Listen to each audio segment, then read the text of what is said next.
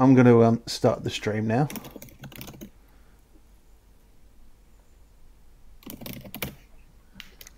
Do apologise if I'm asking you about rolls again. Sorry, this week's been a bit hectic on my brain.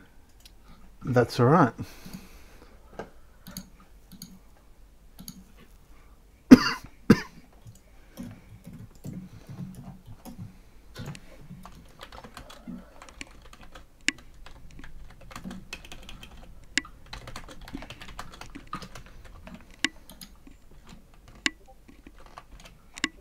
You guys can't enter this stream that I posted because there's a lot of information on my desktop that you guys shouldn't be seeing, okay? Okay. Well, what I usually do in that case is I just pop up the chat. Pop out the chat, shut down the stream. That's what I do on my stream. You do what, sorry? Pop out the chat and shut down the stream, but the chat stays live, so you can still see the chat, but you can't see what's going on the stream. Oh, okay, I'm with you. Like if you wanted to still see what people were saying in the chat, kind of thing. Is it? Does anyone have a?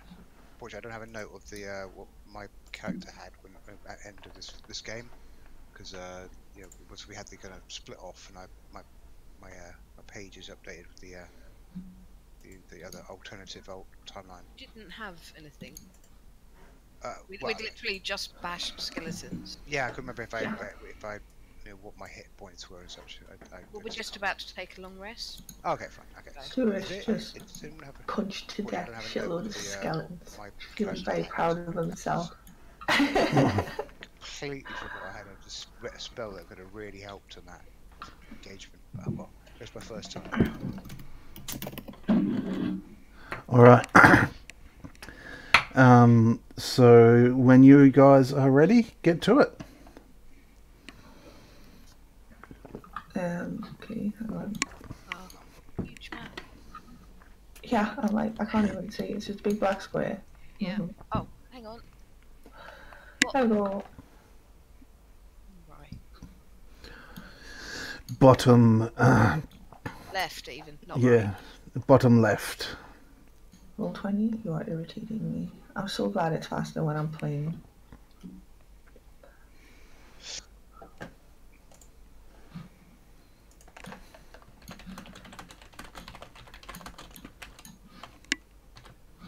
Okay, so do you reckon we should board this place up before we rest?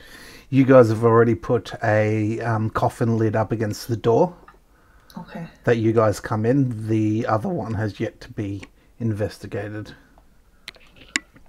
Okay, I was assuming we're having our long rest now, or did we have it already? You have not had your long rest yet. Okay, then I suggest. Just double over looking around the room. Yeah. So we shall go and hang on. Yeah. So we shall go and attempt to put a coffin lid across the other door if we want to just close that off. Yeah, you can do that. So, There's another door. yeah, there's one up north. I haven't seen it yet. So you guys going to have a look around and see what you can find? Yeah. I'm gonna open up this coffin here that I'm stood next to, and see if I can hold the lid across that door. Yeah, you managed to drag it over and with Olgoff's help to wedge it up against the door, so you're good.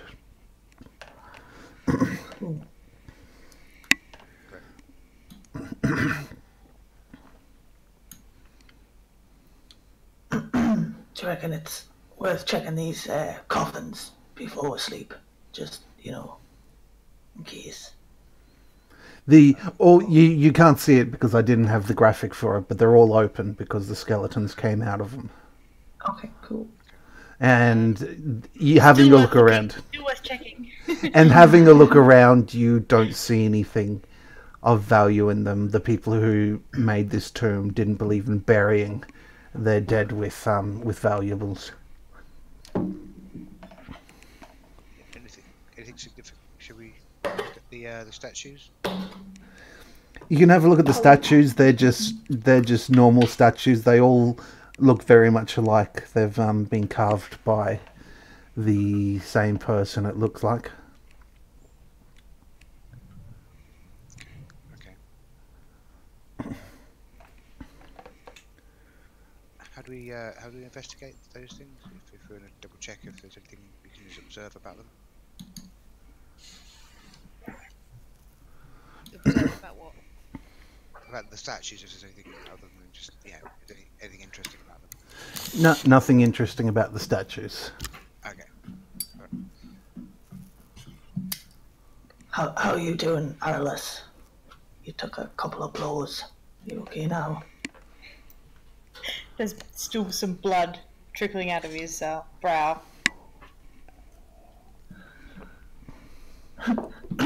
So she'll reach into his pocket and pull out a clean kerchief. Wipes the blood from your brow. Spits on it and... That's probably not a good idea. Dragonborn spit is a little bit tingly. And just spit some acid on there for you. Arliss bats his hands away. Get it off! Get it off! Leona is going to go over to Arliss. Because she's still got the ring that's got the spell slot in it.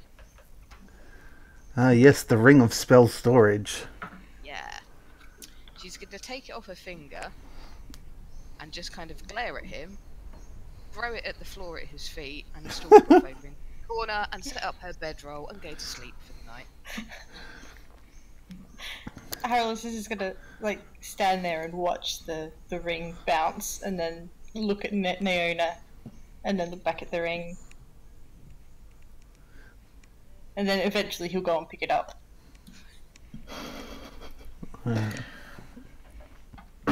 Sirish just leans into Olgoth and he's like, "These two of them, they've got some issues."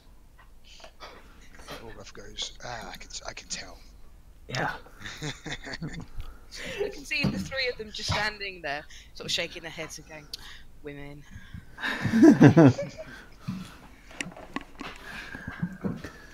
Orgoth wanders over to the coffin. Is the coffin big enough for him? Yeah. Yeah, and he sort of gets inside the coffin and sort of gets comfortable. It's actually a pretty comfy coffin. Like it's the inside is made out of wood, and there's still some of the cushion remaining from when it was made and the person was interred in there. So it's reasonably comfortable, and you're a bugbear. You're used to sleeping rough, so it's not too bad. Yeah, it's like luxury.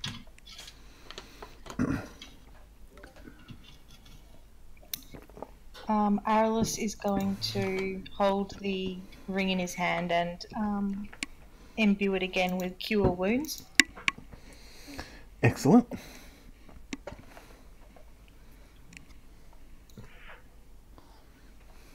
Yeah, Neona's, because she doesn't really need to sleep, because Elf, she's just sitting in the corner by the wall, sulking. Sulking, yeah, writing in their journal like an angsty teenager. Fucking men and their fucking rings. What a jerk. How fucking dare he? Doesn't he know how I feel? Just because I didn't tell him doesn't mean he shouldn't know. Pretty much, yeah.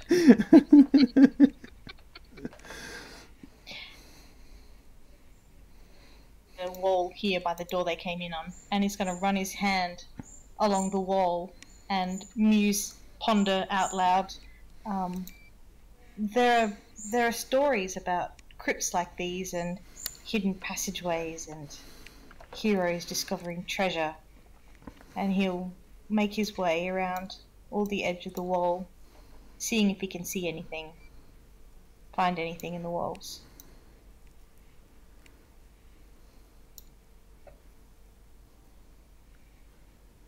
You run your hands along the walls and you stop there. You run your hands along the walls, and it's a pretty good made tomb. Like, it's all very closely fitted blocks, very evenly spaced. But when you come to this spot here, you notice a slight change in the pattern of the stone. And having a look around, you pat all the stones, and you notice one's a little bit projects out from the wall, and you feel up the top, and you pull it open, and it flips down, and you get a scene change. Oh shit. Leanne's like, Aralis, what have you done this time? Let me know when the map is loaded, so I can continue on. I see a square. I have no token. No. Am I supposed to have a token? No, you're not supposed to have a token. You should be able to move the squares, though. Oh no, puzzles. Oh no. Oh, but we've got Laura and Ed to help this time. All right. So just Does stop. everyone- Stop I for. can only move. I can only move some of them. Okay, everyone, just stop for a little second. Just while I fix what you guys did. We'll do that there. All right. Now, written on the wall, which above this sliding puzzle, is some dwarven script. Do you read dwarven? Leona does, but she's still currently sulking. What about the rest of you? Olgoth does. All right. You go and have a look, and the script says, "The blood cross opens the way." Now, what you can see in front of on this map is your standard slide puzzle. You should be able to move all of them, except for the ones in grey, like the ones north, south, east, and west, and the one in the middle. The ones north, south, east, and west have a recess in them, where you can see down to the bottom of the tile. Now, this is your standard slide puzzle, and the blank spaces are represented by the white tile surrounded in like the darker brown border. Have at it. All of you guys should be able to move all the tiles, but you can only move a tile into a blank space, like a normal slide puzzle. Okay. Alright, so Leona's gonna sigh, put her journal down, and get up and like wander over. And try and help. Can I suggest only one of us do it? Yes. Arla says, "What does this even say above here?" It says... Leona's gonna look at him and say, maybe you should learn Dwarven then, you know, considering born to Leah. He's just going to shake his head and look to Olgoth and Surish. Either of you?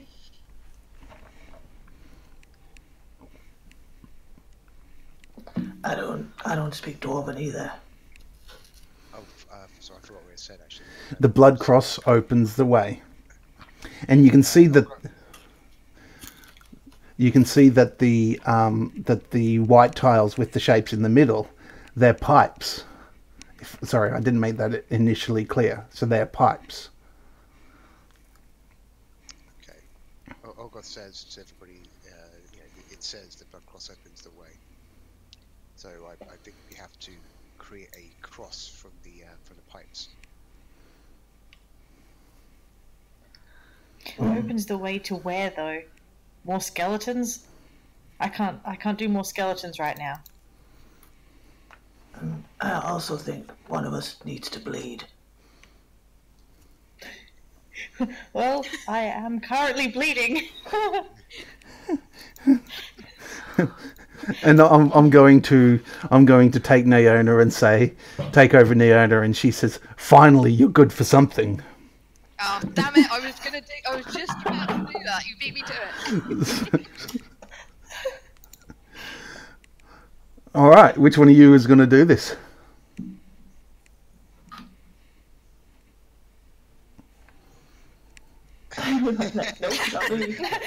Olgoth, go Screw it. I'll give it a go. So that's they take it. You have to move things around like that. Is that right? Yep. Yeah.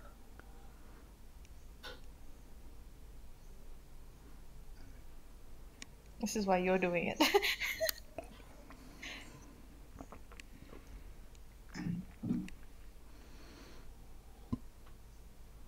I haven't done these for years. It's all got. Ah, you know, I used to do. I used to spend ages doing these as a kid. I loved them. I was never Yeah. really good at them. It's the days before Game Boys. Sorry, just before phones. They were simpler times.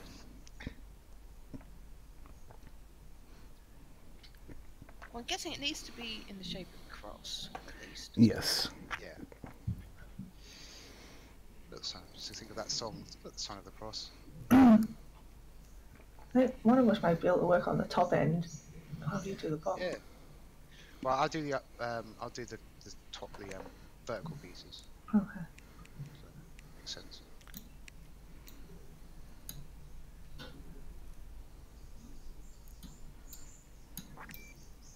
Oh, I've broken it. Already.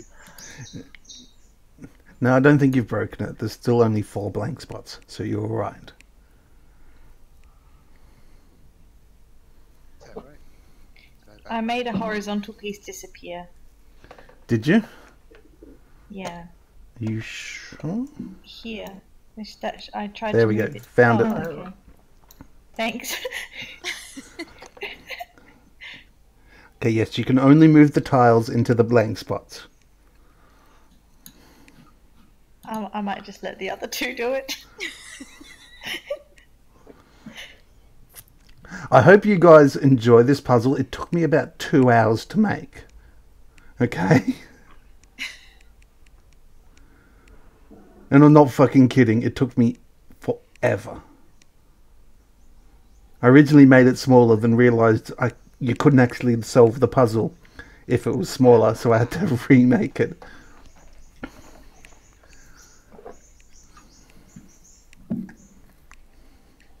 It's a bit like my job. I'm not a plumber.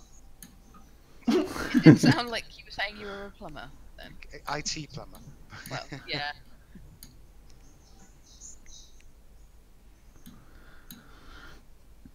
Oh,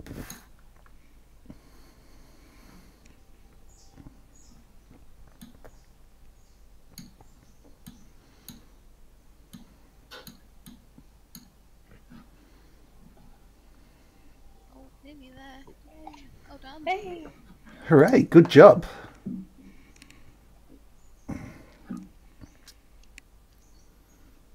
Alright, so what are we doing? Neona's gonna get her dagger. And Errol's just gonna step away. And then she's like, any volunteers? Olgoth goes. Sirius just walks over and holds his hand out in front of the owner. Yeah, she just make a small slice across his hand. And he drips it into one of the. Oh no, which recess? The north, south, east ones have holes in them. Okay, well he drops a little bit in each one then. As you do that, and you drop it into the 4th hole, the door, the part of the wall, the edges of it glow and swing open. And let me just, there we go, and I will just come over here and fuck it, all the way open, and you should be able to get through there. Inside you see a chest.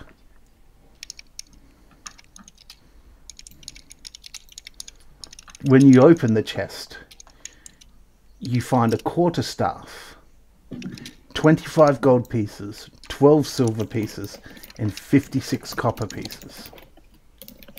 Whoa, slow down there. Yeah, sorry. How much? 25 gold. Yep. Yeah. 12 silver 12 silver. and 56 copper. 56 gold.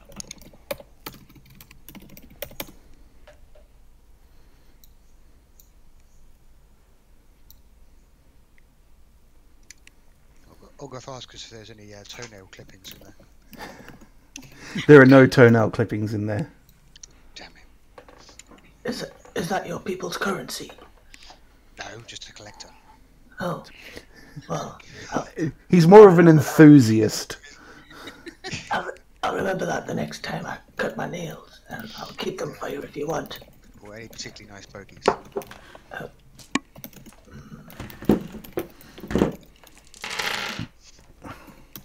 He kind of pauses at that one a little bit. And Olgoth goes, what? No, nothing. It's fine. He's remembered his training. It's fine.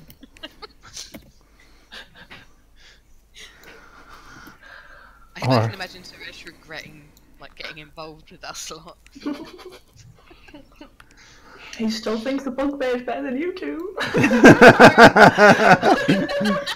I don't blame him. But only because the bugbear is better than these two. Alright, what are we doing? Aralis is going to grab the quarterstaff and try to give it a bit of a swing.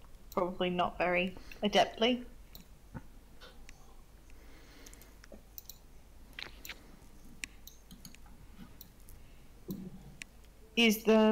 Are the coins in a bag, or are they just in the... They're in a wee little bag.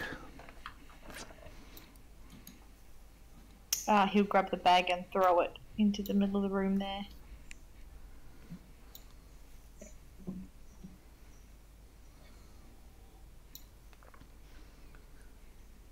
Alright. Aralis, being attuned somewhat to magical energies, you notice a faint aura of magic coming off this quarterstaff. Uh-oh. He'll stop twirling it and fucking about with it and ask, I think there's something magical about this quarterstaff. Can any of us detect magic? You guys, it's a part of the rules where if you spend an hour sitting with an item and inspecting it, you can figure out what its magical properties are. This is true. I did not know that. I don't know. There's the fact that Olgoth is a cleric. Does he have any ability to check it out quicker? Unless you have the identify item spell, no. Okay. But you do have a long rest coming up, so one of the more magical people might be able to sit with it, and because at some point. Yeah, so not Neona then, because she's not magical at all, really. Olgoth wanders up and says, "Give it to me. I'll keep an eye on it." Alrighty, and Aralis hands it over. Olgoth picks it up. Looks pretty small in his hand, like a stick. And then he goes back to the coffin. Alright, so you guys going to have a long rest? If no one's picked up the coin bag, Aralis will pick it up and hold on to it.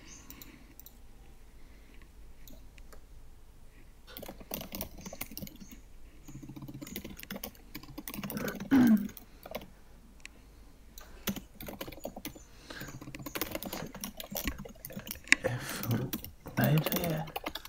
There we go. Are you done That's poking better. about now, Aralis? Yep. Okay. You sure? Yep. And he's just gonna look at Naona, who's next to him for some reason.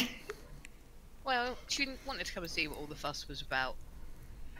But now she's seen, it's like, okay, right, I'm gonna go and rest.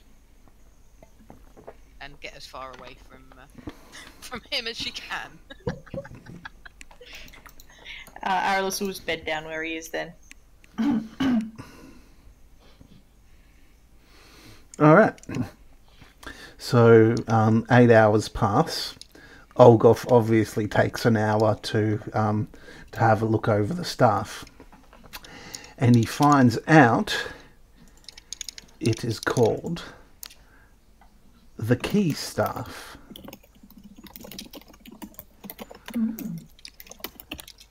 And you should be able to read it in your journals now.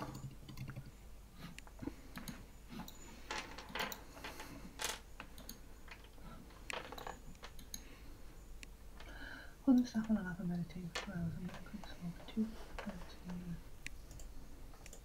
and the spear. What is it, a spear or a staff? Make its mind up.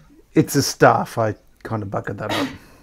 Aye. It is. Well, it was originally going to be a spear, but I don't think that monks can use spears as monk weapons, so I changed I it. think they can. Well, I've got evil aware, which is a kind of spear. Oh well. It is a staff, just for the sake of it. Okay.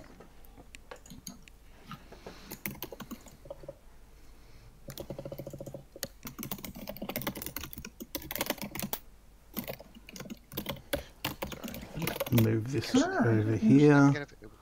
The key staff. Key. Ki. Ki. Yep.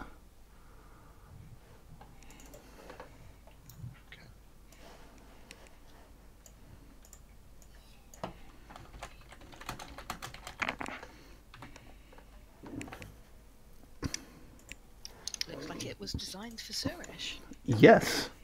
All right. Other than that, the night goes past without any issues. You hear random scrapings and shufflings and everything, but nothing tries to get into the room. Nothing dangerous happens. So it comes 8 hours later. It comes into like fairly early morning. It's like maybe 3 or 4 o'clock. What are we doing?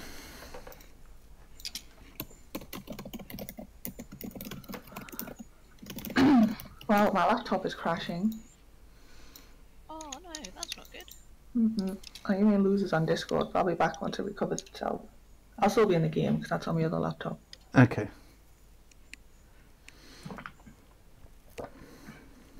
Arliss will take some time to comb his hair. Neona's gonna sort of shout across, have to make yourself pretty for the undead, do we? Somebody has to. Oh, that's a bit. Oh, hey, you're being a cunt, okay? You have no legs to stand on. I know.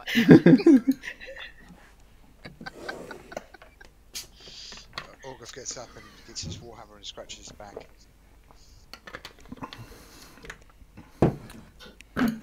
Suresh has like been up for an hour and he's sat there just meditating, trying really hard to block it all out.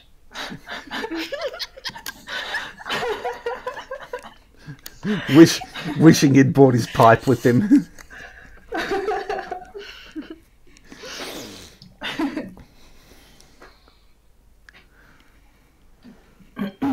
Well, did everybody sleep well? As well as can be expected in a 2. Probably not as well as the other guests. Olgoth seemed quite comfortable in his coffin there. Oh, I was. Very comfortable. He takes a quick knee in because he has to say his morning prayer to his god. So you're all refreshed. Everyone's got their spells back, and Arliss is looking pretty again, or pretty-ish as you can in the middle of a tomb. Suresh watches like Olgoth pray, and he's like, It's nice to have another person of faith in the group. August gets up He picks up his warhammer and smashes the statue next to him. It still works. No, Olgoth turns around and says, "No, it's part of my order. I have to smash something every time I pray." I'll remember not to stand next to you next time you pray. Probably a good idea. All right, you bring your hammer down, two-handed on the statue, and it just explodes into a puff of smoke, and like little shards of stone fly across the room, hitting one particularly large one hits Arliss on the face. Of course it fucking does. The owner's gonna like, that black eye. You know, with that black eye, you're not gonna look quite as pretty for a few days, are you? Well, it's not so much a black eye; it's a little bit red. It wasn't too large, but it was noticeable. It's not a black eye. It's just dust that he's wiping his face. Yeah, crying. So No. The owner's gonna go up to him. It's like, this was your idea for us to come here. So what do we do? You're the one that sent us on this stupid quest to find this trinket. Okay, Olgoth wanders up and goes, "What trinket?" Oh, because he doesn't know. Oh, he doesn't. I guess Arliss and Naomi can look at each other awkwardly. The diadem of the mad sorcerer. Yeah, that's it. Arliss takes the picture out of his pocket and says, "We've been asked to recover this item," and presents it to Olgoth. He grabs it with his couple of claws and looks at it and goes, "Don't know anything about it. I came here to smash Cullingtons." Take names. Well, and... if you do see anything that looks like it, let me know. Yeah, I care not of this thing. So yeah, no problem. Excellent. And Arliss will gingerly take the paper out from Olgoth's claws, and if he allows it, Yes, he allows it with a little bit of a folds it up and puts it back in his pack. While Arliss is putting the letter back in his pack, he's going to take the ring out and then say to Neona, one of the things we're going to do today is that I'm going to give you this back, and he's going to offer her the ring.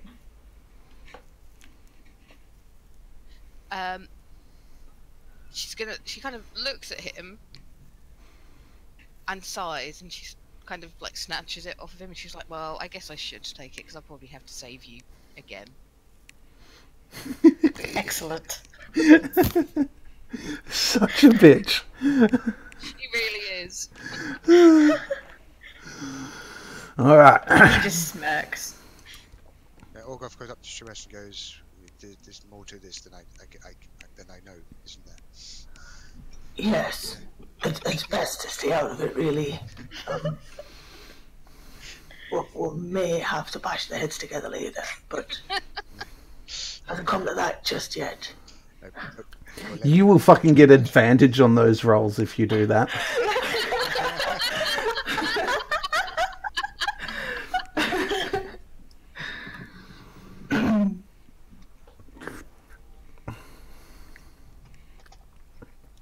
So Olgoth goes, "What are we doing then?"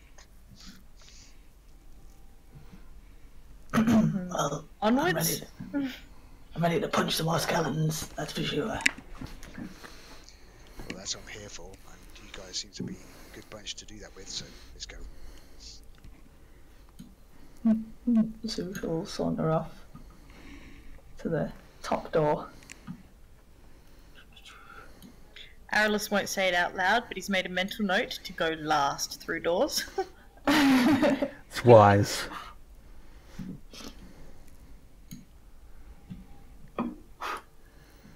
Damn it, I just laughed into my ashtray. That was not a good move. Ash everywhere. So you go up to the door, you remove the coffin lid that was placed up against it, and you open the door. And you should be able to walk through. Here we go, yep. Looks like another corridor. Seems empty. Does Neona? Arliss. Sorry, go ahead. I was just gonna say, does Neona notice anything? Because she's got quite high passive perception. No, nothing. Cool.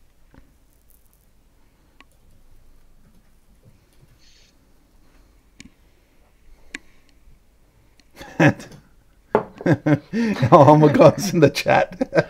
Oh really?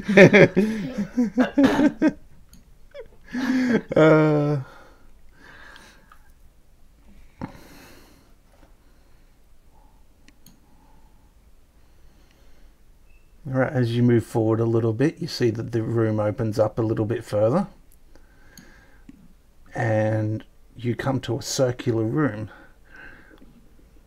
Well, a spheroidal, sorry, elliptical shaped room. In the middle of the room. Really like the statues. Yeah, I paid for the fucking pack, so I thought I'd use them. In the middle of the room, you see another coffin raised up on a dais with steps going up to it. This particular structure is surrounded by 6 statues of what looks like a cab. yeah, all hailing a cab. Based on the statues, it looks like this guy was some kind of poet or philosopher, or maybe Brutus. I think that's a dagger in his hand.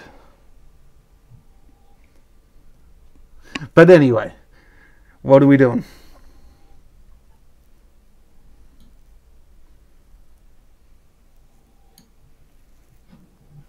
Yeah, so she's going to wander over and have a look at the statue. Is there any historical significance to the statue? Not that I made up. Okay. Just more statues. Just statues. And they're holding knives or something. They're like hiding. that, Maybe he was a warrior poet. Okay, Neona's gonna go and look at the coffin. It's not so much as a coffin as you can tell that it's meant to hold a body, but it doesn't necessarily have a lid. Like, it's just one particularly large sarcophagus, yes, with no lid. Thank you, sarcophagus. Is there anything inside it? Not that you will be able to tell.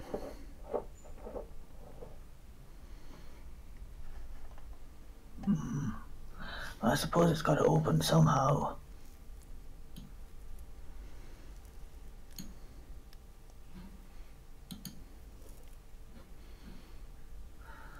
So it's like I'll have a wander around and look for, like, I don't know, hidden levers or something.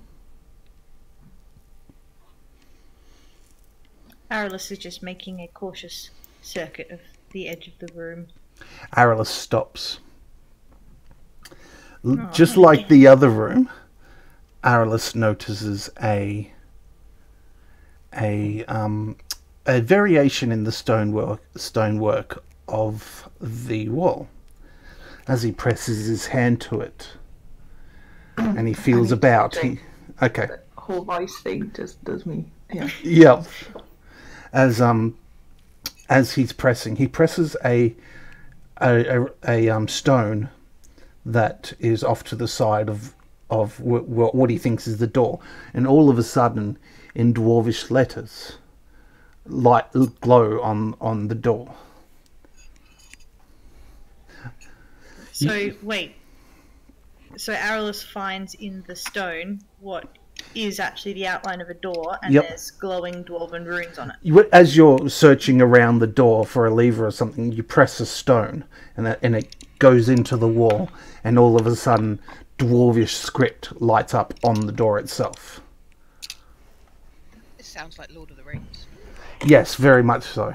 I didn't have that in mind when I invented this, but very much so. Arla says, whoa, whoa, we've got glowing letters again, people. Neona's like, well, can you read them? I don't know, can you? Neona's gonna wander over, look at them and go, actually, yes, I can. Naona Why looks. don't you share with the group what they say? Naona looks at the dwarven runes, and the dwarven runes say, "I only open to the high seas."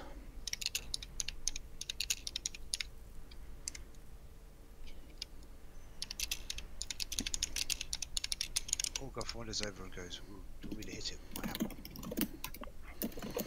Would you like to hit it with your hammer? No. I was asking the question if anyone else wants me to. Okay. Neona's gonna look at him and go, maybe not a wise idea. Sure.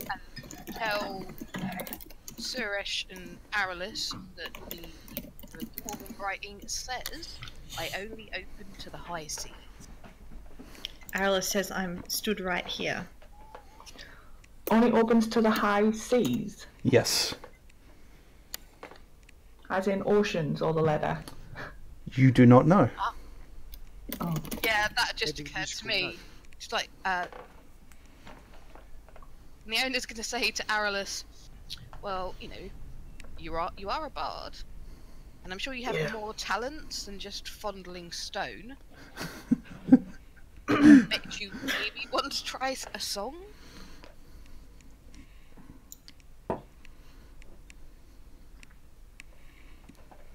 You want me to sing to the door? Or do you want me to hit a high C? Yes. That Can one. you hit us high C? Do you need some help? She reaches for his Yeah, balls. I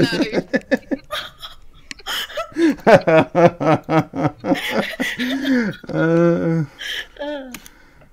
She wouldn't do that. She's not that kind of girl. No, I've she- never, You I've never heard a male human hit a high C before. It's pretty impressive. Well, Trax isn't going to actually do it, but Aralis will. He'll do some scales and try to find a few C notes, high as he can. See if that works. you do have your instruments, by the way. Yeah, but Okay, so you're like,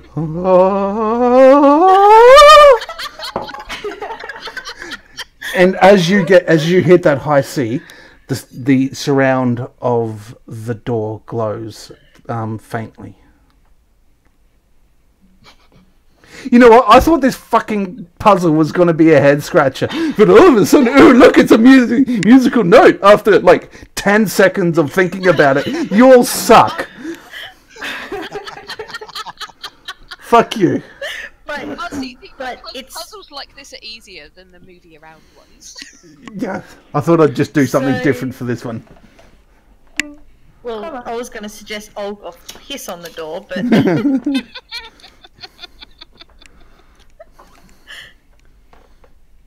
so the door's only glowing faintly then. Mhm. So I guess Aralis will take his flute and find a high C note on his flute and play that. And you're going to play a high C? Yes. It glows faintly again.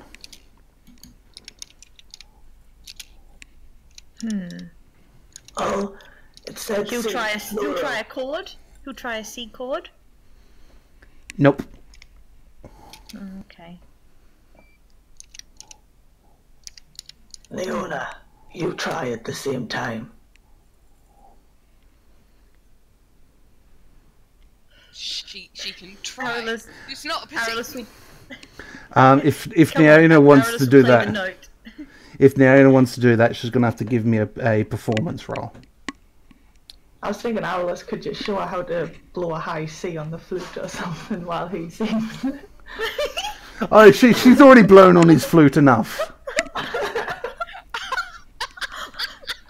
No, well, technically not, but what is performance? She's not very good at anything that involves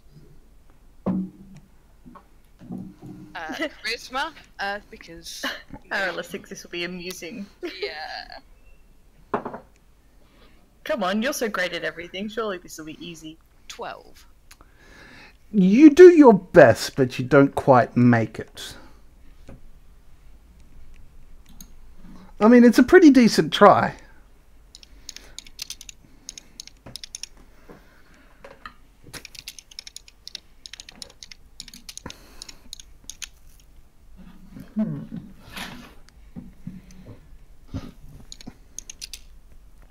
Anyone else want to try something? Or have any ideas? Well, Orkov goes, I would, but, you know. Yeah, same. I didn't even make that noise when I stepped on a cactus.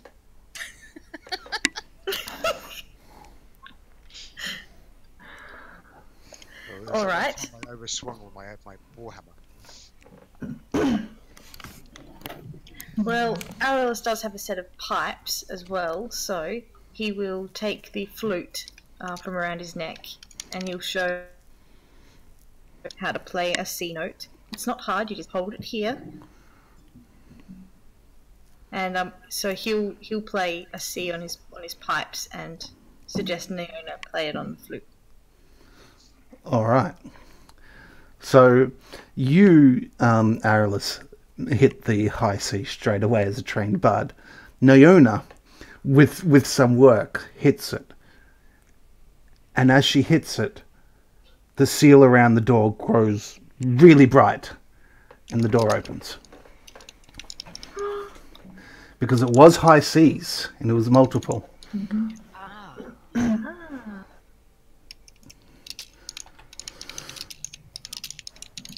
Alright, so you guys should be able to see through there, I think. Yep. Arliss will put his pipes away and take his flute back from Naona if she's kind enough to give it to him. Yeah, she'll give it back to him. She has no use for it, so. Excellent. Inside the room is a pedestal, and on the pedestal is a gold-headed mace and a bag of gems.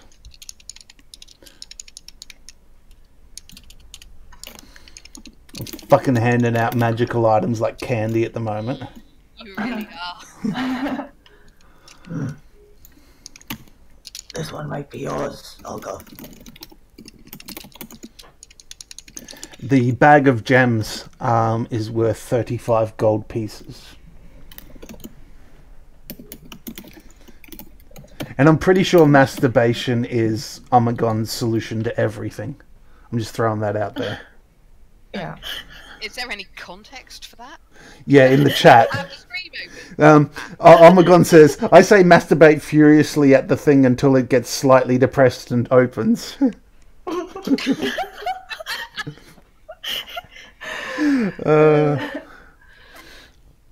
So, Olgoff, you've got the mace, I assume. I guess I do. Yes. Would you like to take an hour to inspect it for its obvious magical abilities? Yes. You take the mace and find a shady spot. All right. You're in a crypt, so everywhere is shady. Just throwing that out there. And even more so considering Naona and Arliss are here. Yeah. They are quite shady. So you sit down and you have a feel of it, and you can feel straight away. You can feel the magical energy of it, and that should now be in your journal. It is the Mace of Light. A beautifully crafted mace with a golden head. All damage done with this mace is classed as radiant damage. Also, as an action, you can hold the mace above your head and do 1d6 radiant damage to all creatures within 5 feet of you, which is like a 5-foot square. You must take a long rest before you can do it again. Which would have been really fucking helpful with those skeletons. I realise that. Yeah. Yeah, well, Fine. All right. We smooshed them. well, my turn on dead might have been helpful as well. All right. What are we doing?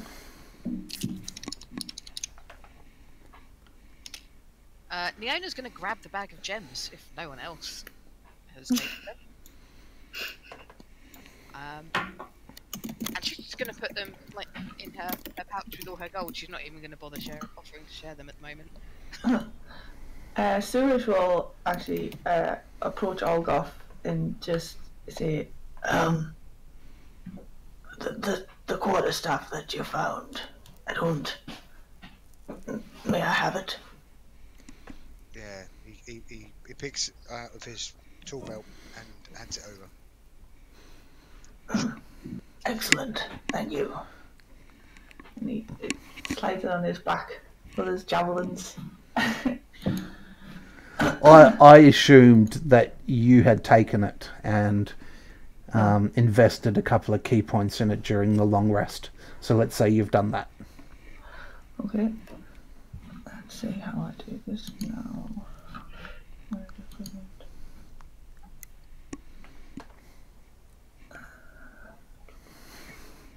Okay, carry on. I'll just do this in the background. All right.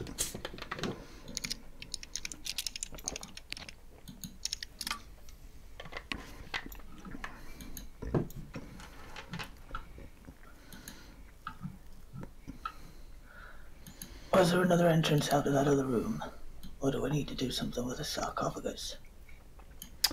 There is Looks another like it hallway. branches off to the east.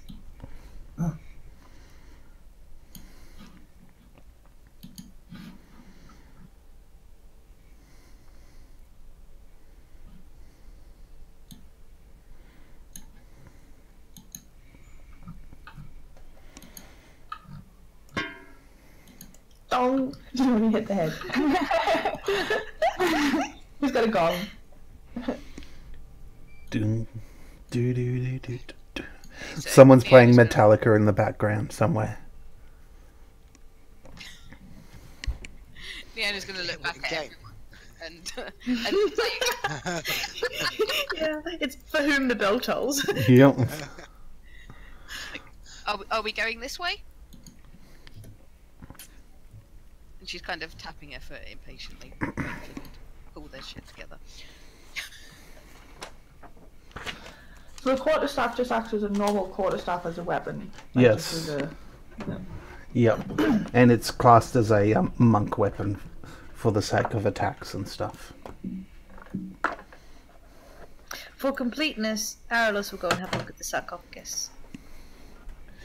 Have a look at the sarcophagus, and it looks like a pretty bloody solid chunk of stone.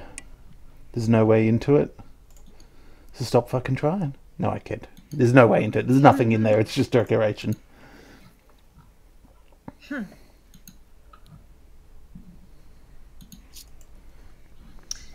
Shall we proceed, guys? Yep.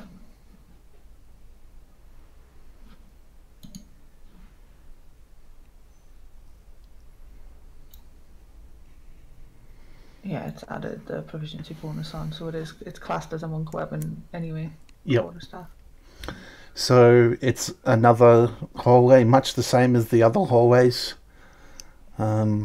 Close-fitted stone, the normal type thing.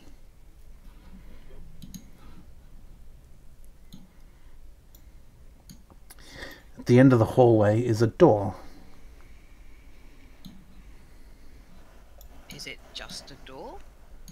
I think just a door. Not a door, just a door. It is pretty much just a door, yes. So if you give me a It sec. looks like a double door.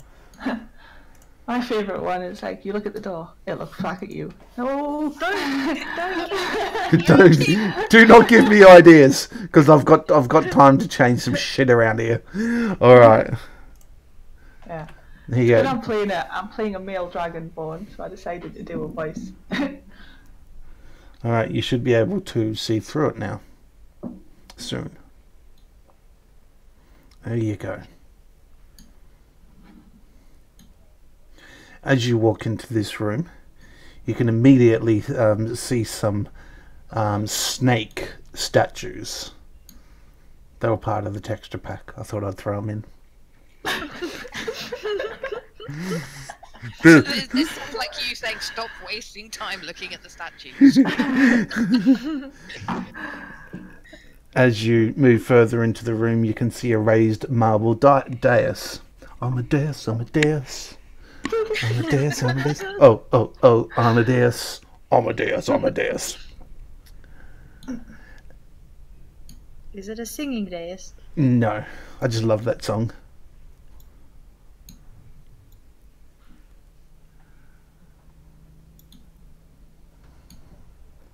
Stop. Everyone stop. As you move further into the room, all of a sudden, a ghostly figure Shiny demon. in the middle of the night. Sorry, Yes. I just always. Right. You're back here, I think. All of a sudden, a ghostly figure rises out of the floor with a moan that sounds like death. He goes, death. Roll for initiative. Let's do this. Where does it come up? Yeah. Oh, it's probably on the wrong layer. Yes, it's definitely on the wrong layer. Let's bring it here. There we go. Token there. Spectre! Woo! Alright, let's have a look. That is the turn order. Let's... Oh, bloody hell. I don't see anything. I don't see it. The demon. Oh, there. To the northeast. Okay, I can't see it. Alright. Would we be able to see in this whole room from where we're standing? Because we've got, like, I don't know if it's called fog of war or whatever, but it's blacked out. So I, for instance, can only see up to there. It is The dark rest in is here. black beyond that. Okay. Yeah, there's no light. And Surish has a torch.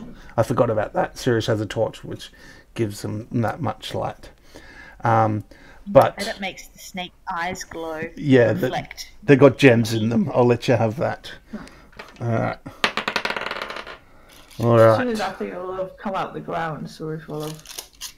Will the torch stay lit on the ground? You know, just Yeah. You can, drops it in the let's sea. just say you stick it down the back of your shirt and it doesn't burn you. So you can take it Yeah, with you. 'cause Haven't Aralis, Neona, and Olgoth got dark vision? Yes. Yes. Yeah, it's just a poor dragonborn stumbling around in the dark here. Oh. Really nice for somebody like learn a light cantrip or something. Alright, Oh yeah. everyone put your initiatives in the box. Haven't you got the light cantrip, Ed? I do actually, yes. It's... Hang on. I have to touch something and it will brighten the area for up to 20 foot. Yeah. So it's not massive. Well, not wreck on it, but that's like in future maybe it's just put it on my staff or something. Or I'll ask in character. Yeah. On your hammer. Oh. Mace now, isn't it? Aralis has figured something out, which I'm just going to quickly fix for everyone. Because you guys are supposed to have 60 feet of thingy, and it's been useful to have you guys only have 30 for now because it's such a small small area. Olgoth, what's your dark vision? Is it 60 feet as well? It is, yes. All right, that should fix you guys up now. How do I get the arrow to pop out again to measure? The little square, the fourth one down. Yeah. It's a circle with a ruler sticking out of it. Yep. I think it's meant to look like a measuring tape. Oh, that's it. Oh, maybe I yeah. think it looks like a Oh cool- yeah, like one of the tape things you can wind it back up. Yeah. I'm with you. Found it. All right. So Hang on, I need to put my thing in. yes.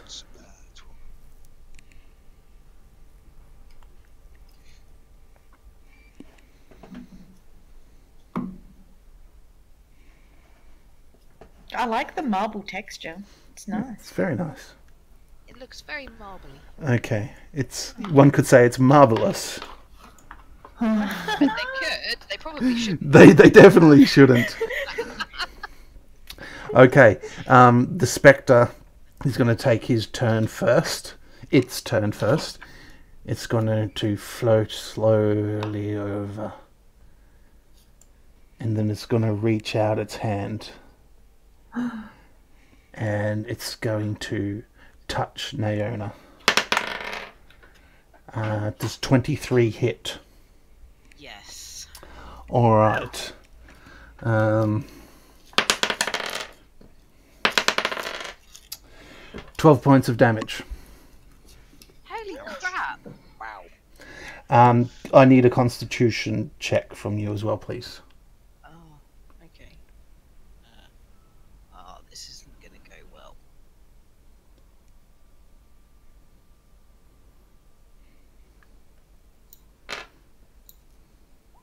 Seven. Your maximum health points is dropped by 12 as well. Really? Yes. Just died. For how long? Until you take a long rest. Okay. Oh, that's rubbish. That makes my max HP 30. 30. 13. 13. Yeah. Alright, well, you'd better fucking think of something, eh? Olgoff, you're up. I think he is going to cast Guiding Bolt. Sorry, getting my head around this again. 12. Okay, so 20 plus 4. I think it is. I need to do that. So, let me just run that. I think yeah. Alright, that hits. What type of damage does Guiding Bolt do? 40. Right? Isn't it radiant, I think? Yes. Alright, roll for damage. And the next attack against that creature gets advantage, I think, as well. Yeah. Nice. 46. So just roll that. Oof. Fucking hell. Wow. Nicely done. Yeah. Alright. Pew pew. Nicely done. Aralis.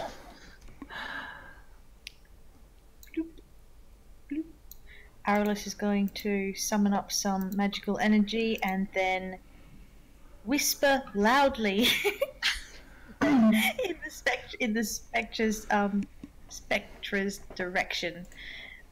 It must make a wisdom saving throw against 13. Alright. Wisdom. 20. Shit. Natural 20. Alright. So on a successful save, the target takes half as much damage. Yep. What type of damage is it? Psychic. So, does it round up or round down? We'll say it rounds up, so let's make that 6 points of damage. You the spectre brings up its ghostly arms and just and clutches its head.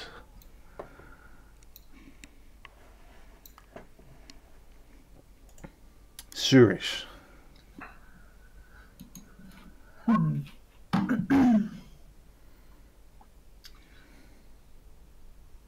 Okay. It's a ghostly figure, but we're going to attempt it anyway, because fuck it. So he's going to 5, 10, 15, 20. So he's just going to move up here next to Neona, and he's going to swing his quarterstaff round and see if it actually connects.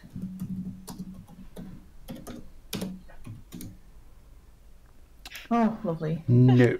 No, it does not. You whack Fiona. Smack! Yeah, and it's like, what'd I do? Sorry, this is new. I'm not used to it. It's weighted incorrectly. No, shut up.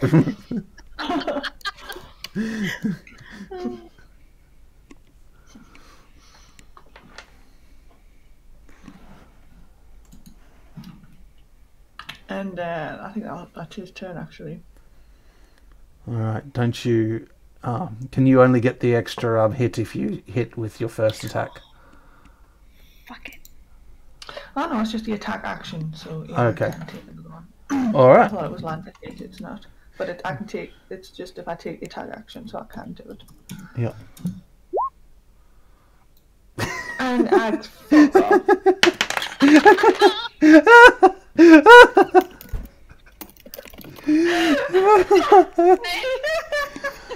Naomi's gonna look at Zurich and go, she's like, are you sure you can fight?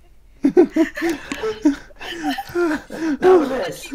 You did so well catching arrows in the tavern the other night. Holy shit. I'm used to things with a pointy end. This is... Yeah, I should have stuck with the vehicle. Alright. Naona. Impress me. Watch now I am gonna roll terribly. She's gonna swing both of her short swords at it. Oh, Nice. nice. Alright. Do they both hit? Yes, they both do. Yay! She's gonna look at Surish and go, "See, this is how it's done." Alright, so that is triple your dice plus 10. No, sorry, yeah, triple your dice plus 10. It should be. Triple. Yeah, because you crit on the first one. Okay. Oh, sorry, triple your dice plus 5. Your bonus 2 damage is 5, isn't it? Short sword it's plus 3. Okay, so damage. triple your dice plus 3. Yeah.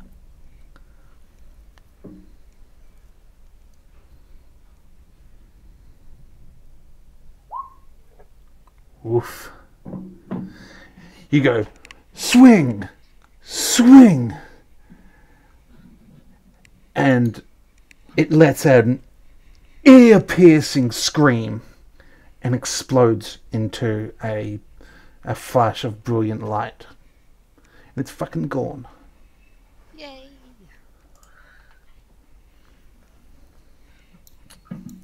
Nice work, Iona. Thank you. And he disgustedly shoves the quarterstaff back in his back and Neona's pulls gonna out his trusty spear. Neona's like, oh, no, maybe we should go and spar sometime. I can give you some pointers. I need practice with this, yes.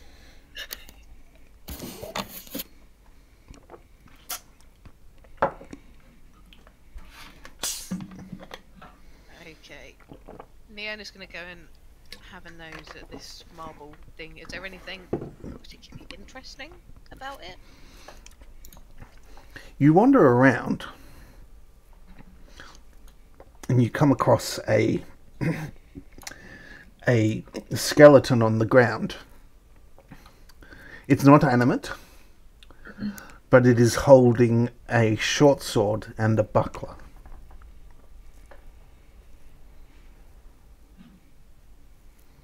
Obviously someone's come through here before and met the spectre and got its ass handed to it.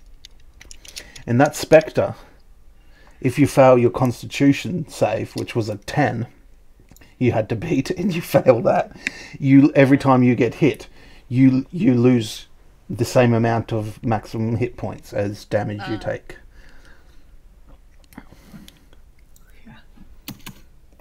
Surish will kick the skeleton on the ground just to be on the safe side.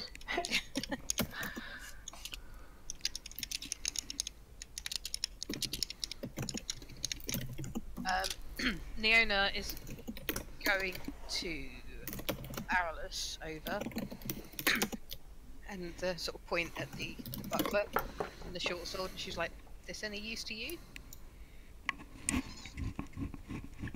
Aralus walks over and has a look and picks up, or attempts to pick up the buckler, which I assume has a skeleton forearm stuck in it. Yep. So he's going to shake it.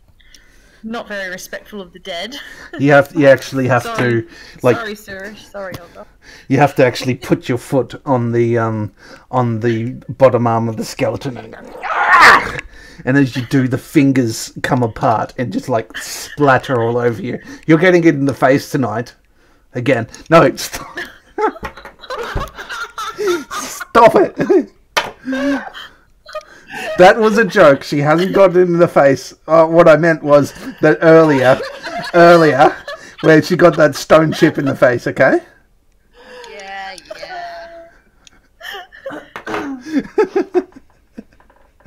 Is there anything remarkable about the buckler? Aralus will hold it and have a look at it in the face. You don't feel any magical residue off it. It looks like a pretty standard buckler. It's got a couple of scratches on it, but it looks well made. Aralus will try it on, pull it on over his arm, and then stand there and strike a bit of a pose at Neona and smile. She's just gonna kind of raise her eyebrow and shake her head.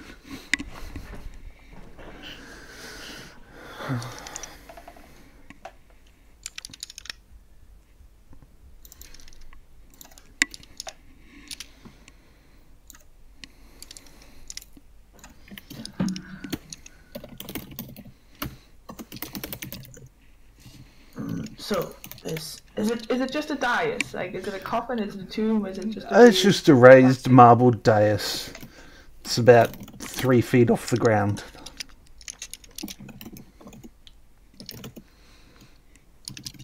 So she'll climb up on top of it.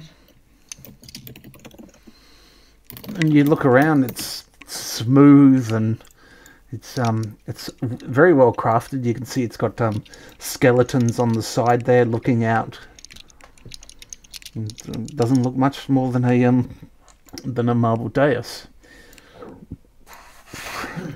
Somewhere deep in the back of your mind, you read something about this is where bodies were put before they were interred into their final resting place.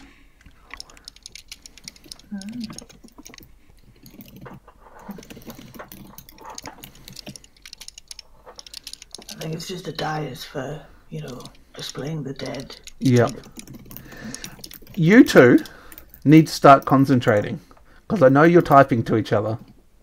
No, I'm making No? Notes. Oh, okay. because Can you use pencil and paper instead? Oh, sorry. It's like, Sorry. Yeah, it's a hammer and chisel. all right. Sorry. Nah, that's all right. I was just making a joke. You can type as much as you like. What are we doing? Leona's just gonna have a wander around.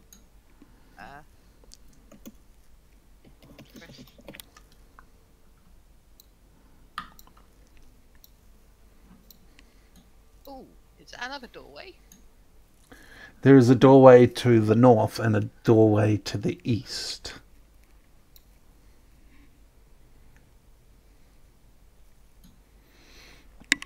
But remember, you're down 12 hit points. So Yeah. friendly warning, you might want to take a long rest.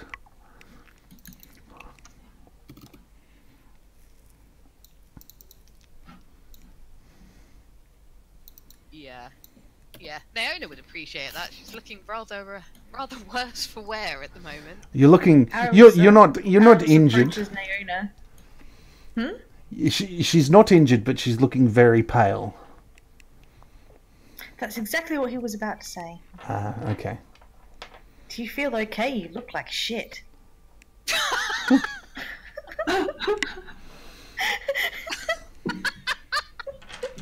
You know, for a bard, you've got a shit way with words. Well, look! And he like gestures towards her. Yeah, just imagine like the normally like because Naona's sort of skin's normally like quite like tanned coloured, and imagine her just being kind of white now. Orgoth goes, I can't tell any difference. No, all you hairless creatures look the same. Racist. Naona's like, yeah, I've felt better. I could do with a rest, I think. She's just gonna ignore what Aralis said.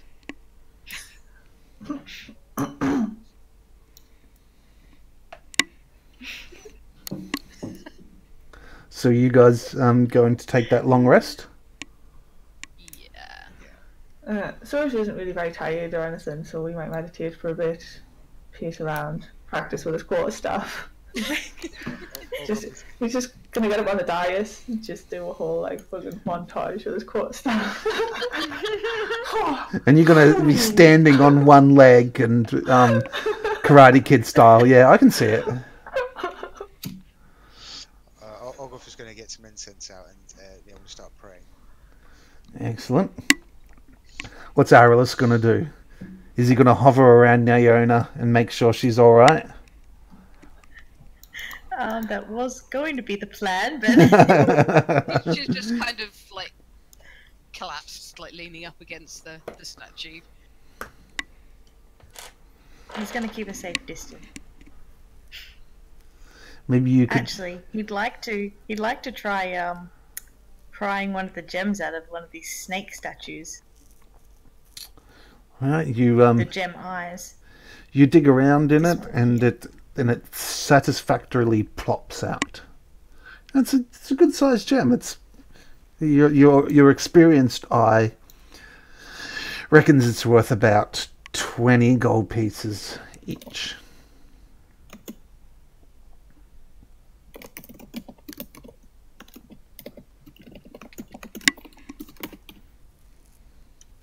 He'll pocket that. All right. So the 8 hour passes. Surish has been standing on one leg for that whole entire time. Olgoth has been picking his nose and adding it to his snot ball. I assume Aralis is going to go out and pop every gem from all the snakes. Yes. Okay, roll for initiative. Initiative. No, I kid. I should have though. I didn't plan it. All right, so Naona's back to normal. She's looking like her normal dark self, and Surish is calm and centered again, and Olgoth is happy with his treasure hunting. Well, the thing is now he's just had he's prayed. He now has to hit something with his warhammer. So All right. he, Yeah, and everyone backs off. It turns to the what was this thing called again? The marble Dice. Deus. and kind of raises his hammer and and brings it down on the surface. Yeah, okay, do I have to roll for anything to do that? Nah. It's big and it's not moving. You would have to be retarded to miss it. I mean, I could miss it. Quacks could miss it and hit himself in the face, but I assume that since you're proficient in the weapon, you do not hit yourself in the face. You bring it down with a mighty roar, and it hits the dais, and it just there's a small indent in the dais, where your hammer has landed. It's a good. He It's looks at it. one could say it's looks rock at- solid. He looks at the damage and goes, pretty well made. Yeah, but the marble is cracked in like a circle. Yeah, I don't know whether you've seen marble. It's cracked. It's got like cracks and it radiates out. Yeah, like that. Yeah. All right, what are we doing? Leona is going to, I guess, because Surish is the nearest, turn to Surish and go, remind me never to get near any ghostly creatures again. That was not pleasant. No, it didn't look it. So I just got to Being take dead a or, break. I'll be back in 2 seconds. Yeah, why don't we take a biological, Cool. and be back in a couple of minutes. Cool. What if I don't want a biological? Then you don't have to take one. You need like intermission music to play. Yeah. I need to load up some tunes into his jukebox. Yes. That's what I need to do for next session, actually. Our next session is load up some music. DM. He's No, got a he's piss. not there. I'll go talk to him through the toilet door. He hates it when I do that too. There's a woman at work like that. Like, she talks non-stop, generally, anyway, at work, like on a desk. And, like, if you're in the toilet and she comes into the toilet, like, she feels the need to talk there too. She's like, oh, who's that? Oh, It's like, does it really fucking matter? Like, do you know what I mean? It's like me. Oh, and then she'll start talking to you and you're just like, I find that a bit weird when people do that. yeah. Like, I think the only acceptable, like, conversation to have is to go, excuse me, but have you got any toilet paper in that cubicle? You know, that's like, you know, Yeah, yeah. that's an allowable conversation. Yeah. But like, yeah, it's weird. Especially if you're already in there. Like, if you're chatting to each other before you go into the cubicles, I guess maybe you can keep it on, depending. Like, me and my best friends would. Like, we'd probably be in the same cubicle, to be fair, but, like, Yeah, and then that's a bit it was different. empty. Like, you know. But, like, that used to annoy me in nightclubs. We stand there waiting ages to go to the toilet, and then 3 lasses would pile out, and it's just like, you were just in there talking when you're taking selfies and shit, and like, Yeah. Yeah, I think my sister's one of those people that fall into that category.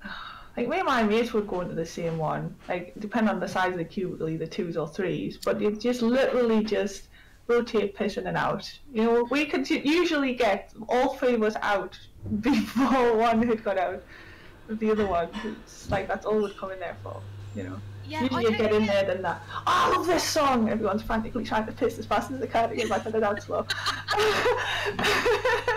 I don't get what takes people so long, though. I have no idea.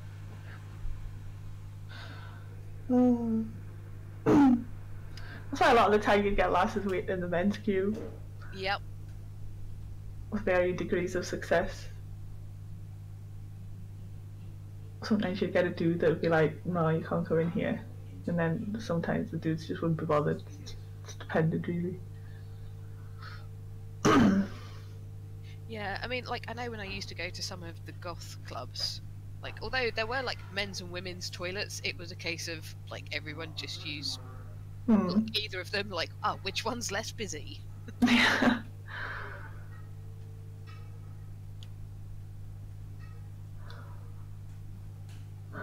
It's just, Cox disappears and we just derail his stream by talking about prison.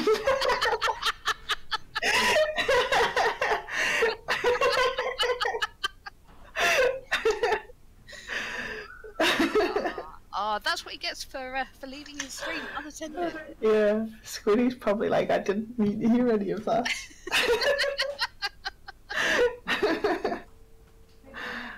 He's giving up and wandered off.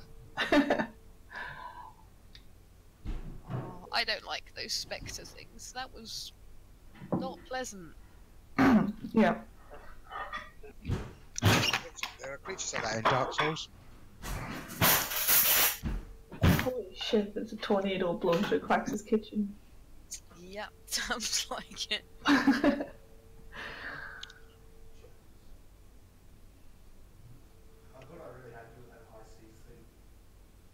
Yeah, Neona's not actually that tough in terms of like stats. That's because we're what, 3rd level? Yeah. Oh, she's not really designed for close combat, but that was kind of unavoidable.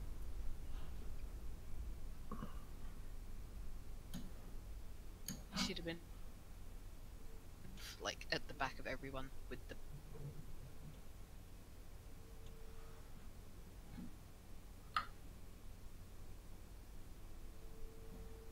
Yes, we need to decide which door we're gonna head through, because I'm guessing both of them have got something nasty lurking behind them.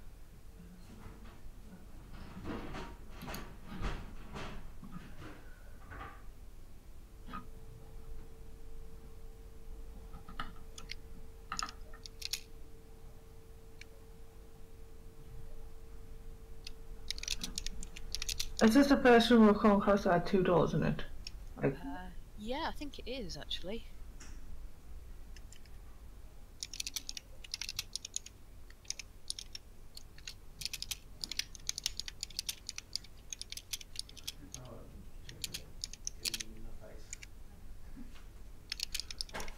Has anyone got a coin they can flip?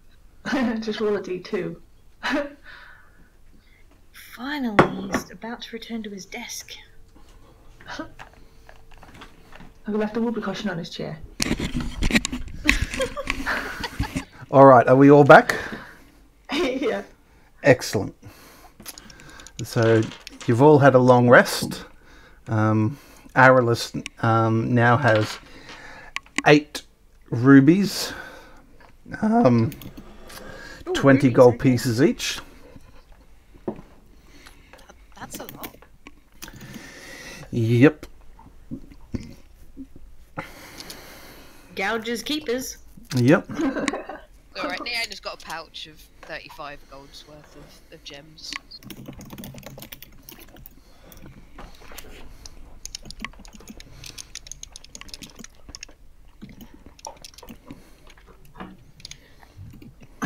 So, should we just go up first? That sounds like a plan. Neona is going to pull Olgoth over and go, maybe you go first this time. Okay. So we shall step up next to him. All right. Shall we? Indeed. Trex, don't forget to add the upgrade your AC. Already have. Cool. You should be able to see through this door very quickly. There you go.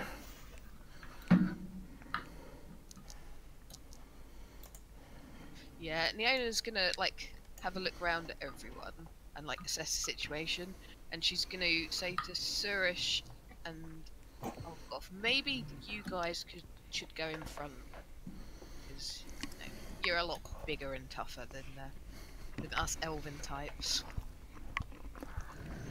I have no problem with that.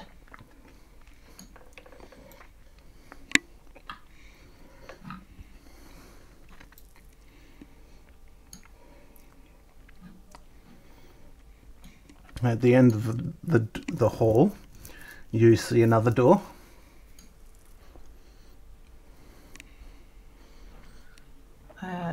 Open this one too, I guess. All right.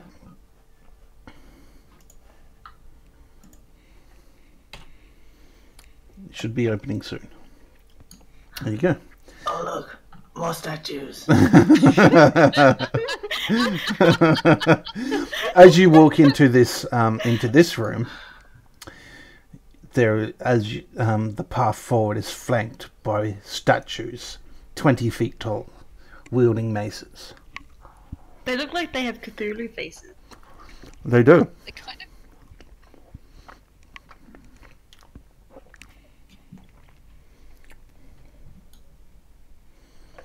Well, this isn't creepy at all. As you move further into the room, you see a stone dais, and BAM! You see a skeletal figure wearing robes, wielding a wand of some description. It says to you, "What are you doing, invading my place of rest?" Neona's gonna say, blame him, and point at Arliss. Pretty much. Cowardice will not save you. What are you doing, disturbing my place of rest? Shit.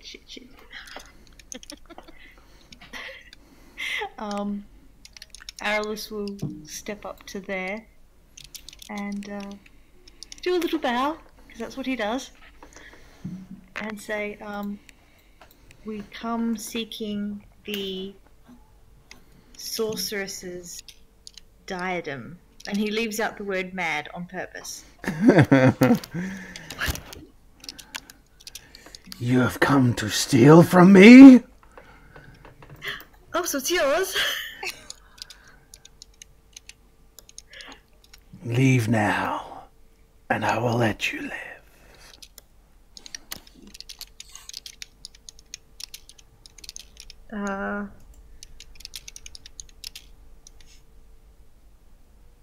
Arliss is gonna like turn around and look at the other two. How badly do you need this diadem? Pretty badly. I made a promise. Neona's, because she's by the door, she's half tempted just to leave. So she's gonna actually start moving back towards the door.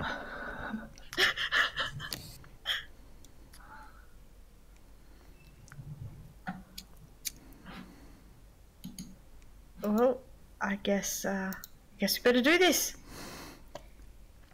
Who's going to attack first?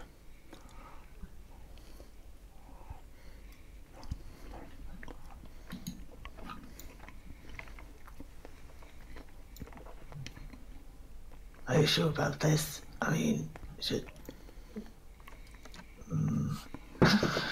What is wearing robe? Does she look scary? She's a skeleton, waving a magic wand, and seems pretty sure of herself.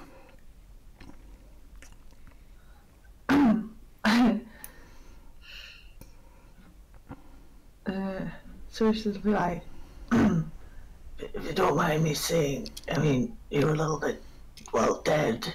I mean, what use do you have for it? My business is my business. Leave. I hope that was the same voice. I can't remember. Is there anything we can offer you for it? You know, trade? Your lives. No.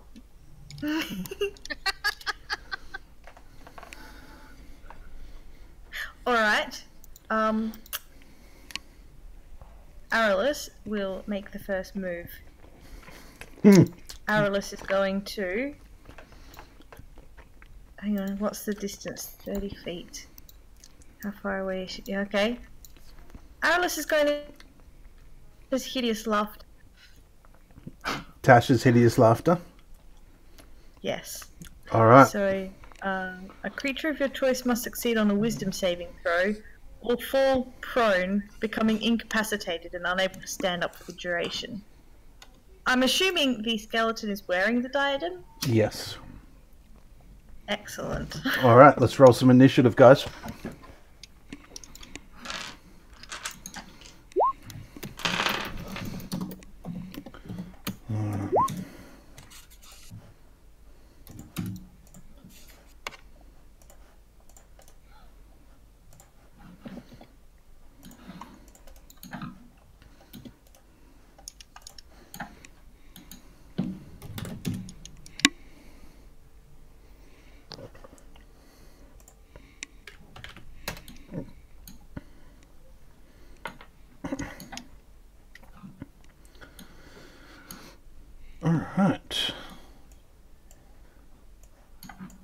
I'm sorry. All right, Olgoth, what are we doing? Arliss or you? That's me. He's gonna use his favourite guiding bolt. Go for it. Okay, it's plus 4.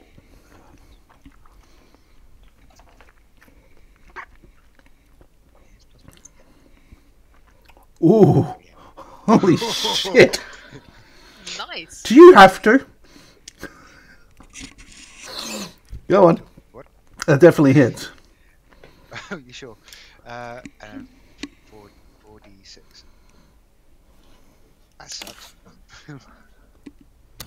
So guiding bolt is only 2d6, is it?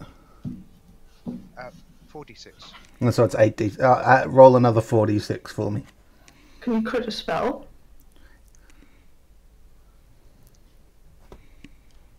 I don't see why not. Let me look it up. You'd have to. I don't know, I just remember watching a video when there was debate about it. Oh, you can't crit checks. Oh, can you? No, saving throws, some. This. Um, I mean, because, like, I guess Guiding Bolt is kind of like a weapony spell, isn't it? Mm-hmm. yeah, it looks like it does. So Okay, 20, 23 damage. Nice. All right. Is that your turn, Olgoth? Yeah, that's my turn. Skeletal Mage is going to say, your fate is your own. And it's going to wave its hand in front of you and cast Magic Missile. Can I just make a question? Go. Can I just ask a question? Does Aralus's action at the very beginning count, or does he have to wait until his turn in initiative order to cast his spell? He has to wait his turn in initiative. It's a bit screwy, but yeah, he Okay. has to wait. Okay.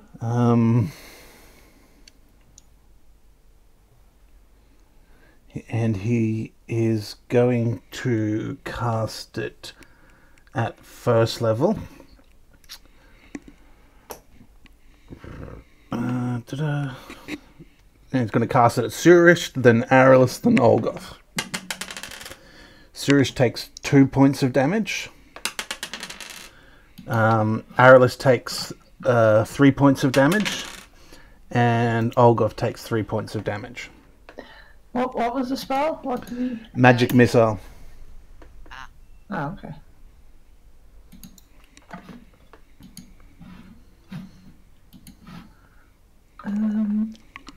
Yes, I don't think that can deflect. Just weapon attacks.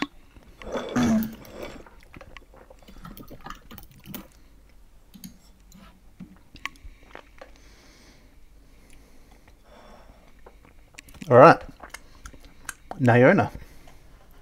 Naona is going to get her longbow out.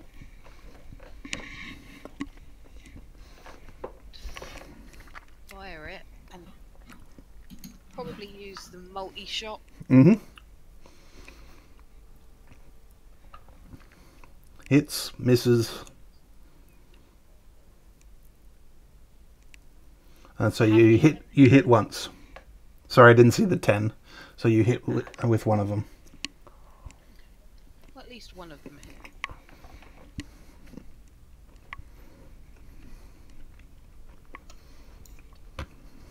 Seven.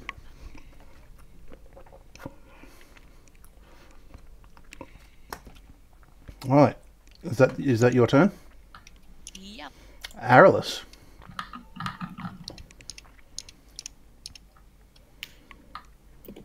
Aralis casts Tasha's Hideous Laughter, which means the target must succeed on a Wisdom saving throw of 13. 17. For fuck's sake.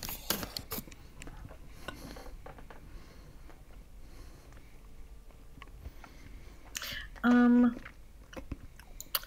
in that case, it fails, and instead he will shout out, "We've got this! You guys can do it!" and give some combat inspiration to Zurish.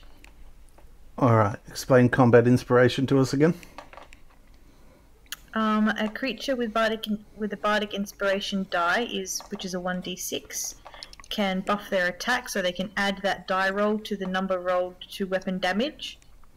Or they can use it to buff their defense, so they can add it to their AC. Alright. Is that your turn? What did Alice do there? I was reading something on my skill and I missed it. Gave Surish a combat inspiration die, so a 1d6. Okay. And you can add that to your attack roll, to your damage roll or to your AC. Whenever you like. Anytime within the next 10 minutes. Mm-hmm. Sweet.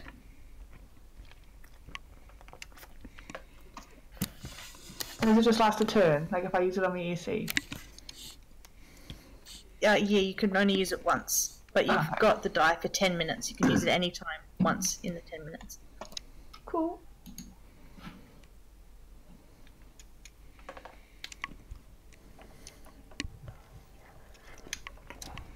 So, Zurish, you're up. Yeah, so...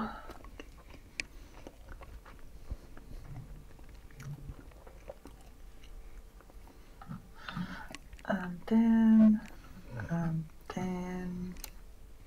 Remember my open hand technique. Okay. So Zurish is going to swoosh. Is he standing on something? Like on something raised? Yeah, it's a single step up to that platform he's on. Okay. And he's gonna stab up there. And he's gonna stab once with his eagle work. It's the quarterstaff.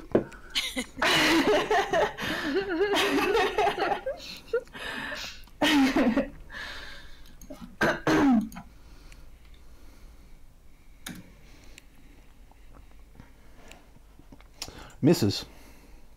Okay. And it doesn't have to land, it's just an attack action, isn't it?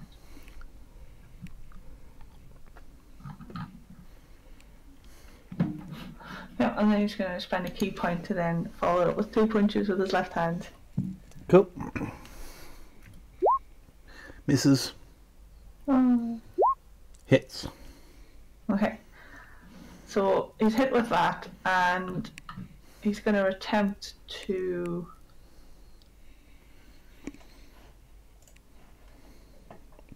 make it fall prone with that last punch as well. So you need to make a dex saving throw of DC 12.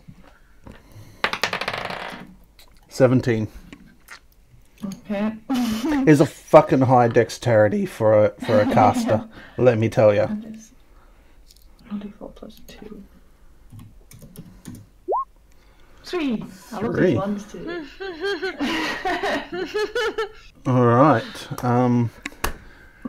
Is that the end of your turn? Yes. Probably going to regret staying up here, but yes. Olgoth.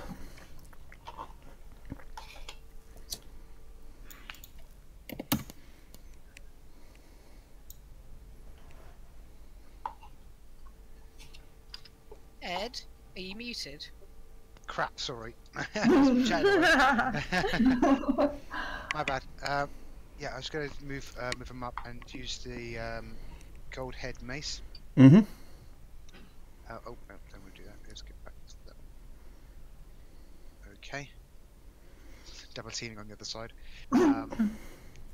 Okay, I forgot. I didn't make the note. Do you have the note on the gold head mace and its It's stats? in your journal. So you see on the right-hand side where the chat is. Yeah. The icon Down that to looks the like a top. newspaper. Yeah. Oh yeah, got it. Okay. It does the normal damage a mace does, except it's radiant.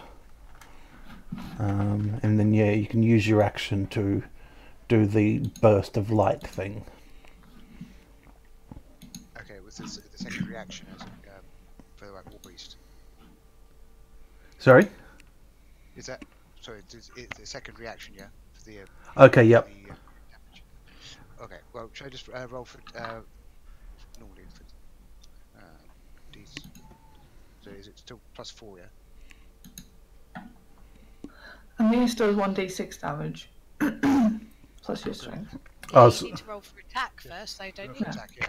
Is it still +4 attack? Yeah, if you're proficient with a mace, yes. nice.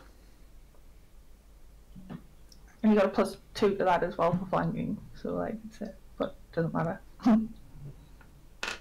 And so what was the damage again? Sorry. 1d6 on a mace plus your strength. Yeah. Oh, plus your proficiency. Yeah. So the proficiency of 2, strength, so it's 4. So 1d6, you say, yeah? Yep. Yeah. Okay. Sorry, Rose. It's alright. 4. Everybody's got to learn, fam. 5 points Oh, of damage. No. You see, you stood next to Surish and now you've caught the one disease. All right. Is that the end of your turn, buddy? I'm just going to use my War Priest ability and do a secondary action.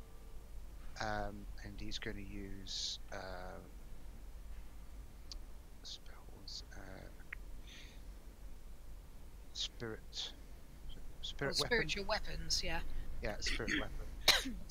To cast a floating spear, and I'll. So I have to roll for attack again, don't I? Yeah. Okay. Nice. Wow. And it's Your spiritual weapon is 1d8. 1d8 +2.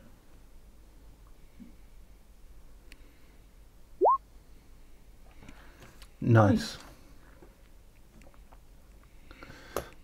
Is that your turn? Yes. All right. The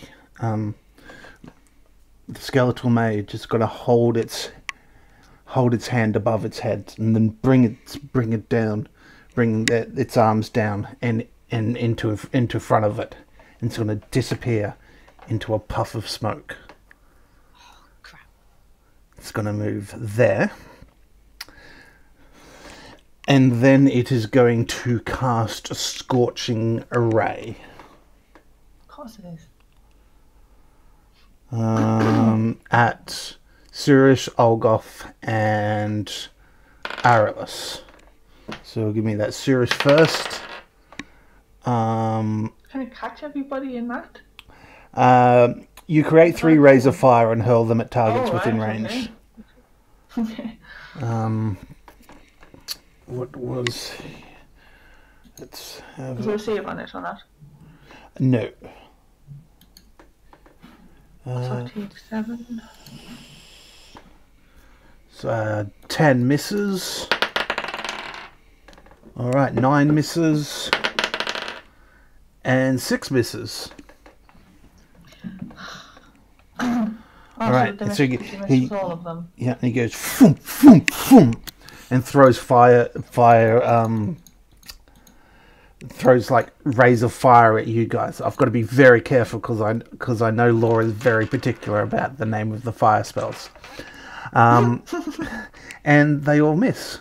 Just a little bit groggy after stepping out of that misty step. All right. What do we got? Naona. Okay, I'm just going to move so I can see where it's gone. Okay. Right, is that...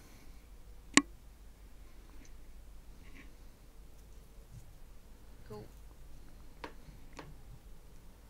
No, I didn't want to do that. Right, she is going to fire her longbow again.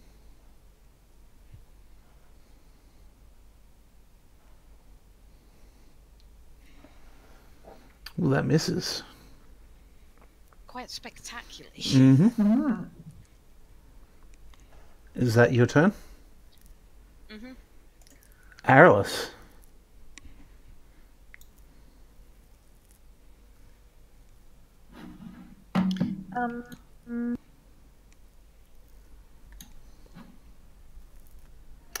Aurelus is going to cast Dissonant Whispers in a second level spell slot. All right. Is there a save on So that? it's a DC 13 Wisdom. All right. 5. Yes!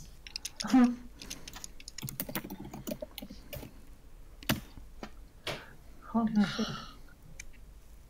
What is with these really bad damage rolls? Everyone's got the one disease. All right. And once again, the skeleton mage brings its hands up to its head, and it's holding its head, it's shaking its head. Get out of my head! She must also immediately use reaction to move as far as her speed allows away from me. All right. Go there.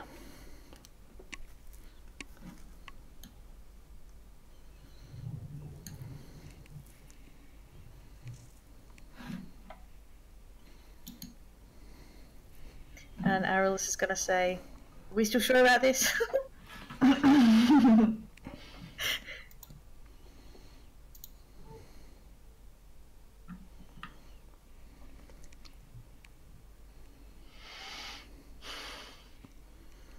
All right.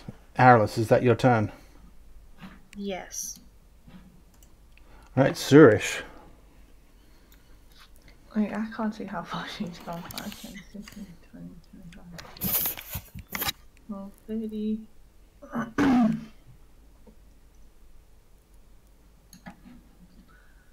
So full movement speed.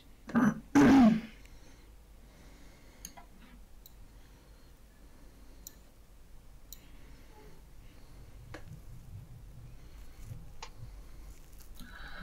gonna spend the key point to dash as a bonus action to her. And then take swing. Well, this pointy stick.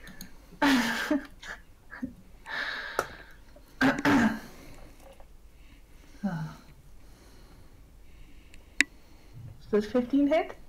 15 misses. Oh. And that follows up with a swing. Close fist. Hits. Woo!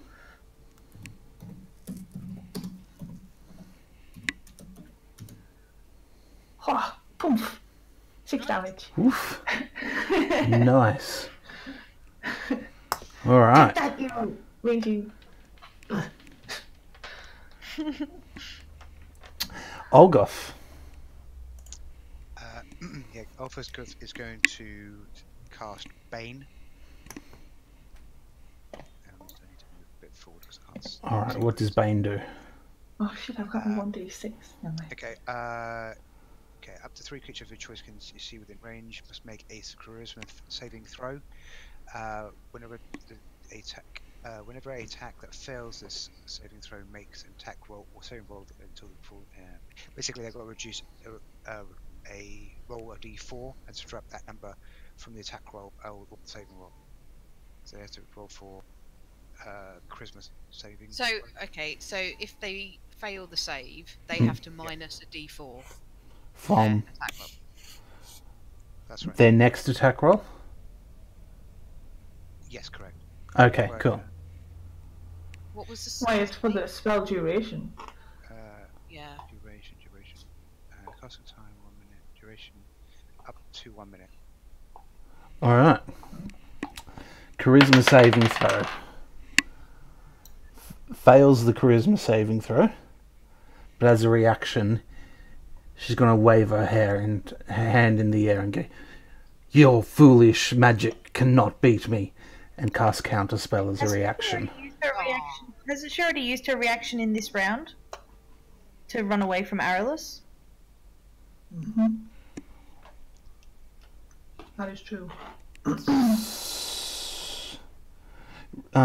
So was the running away, was that a reaction, was it? Yes. Yeah, the creature has to use its reaction to run away. Yeah, that's the description says.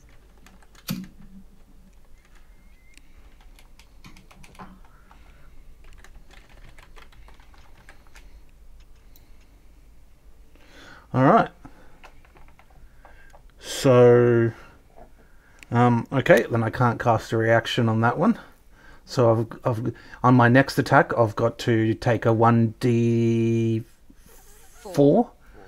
Yeah, for subtract that.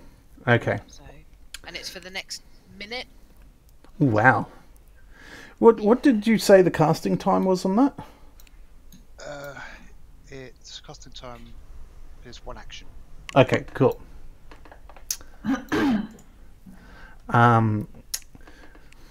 The skeletal mage is going to disappear into the same cloud. And what do we got? We've got 30 feet. Yeah, it's going to go there. And let me have a look at my spells. So is that Misty Step she's using to move around? Yep. Mm-hmm. Yeah, that's a nice spell, that one. Cheers. Yes. Especially when you've got douchebag melee characters coming at you. Yeah.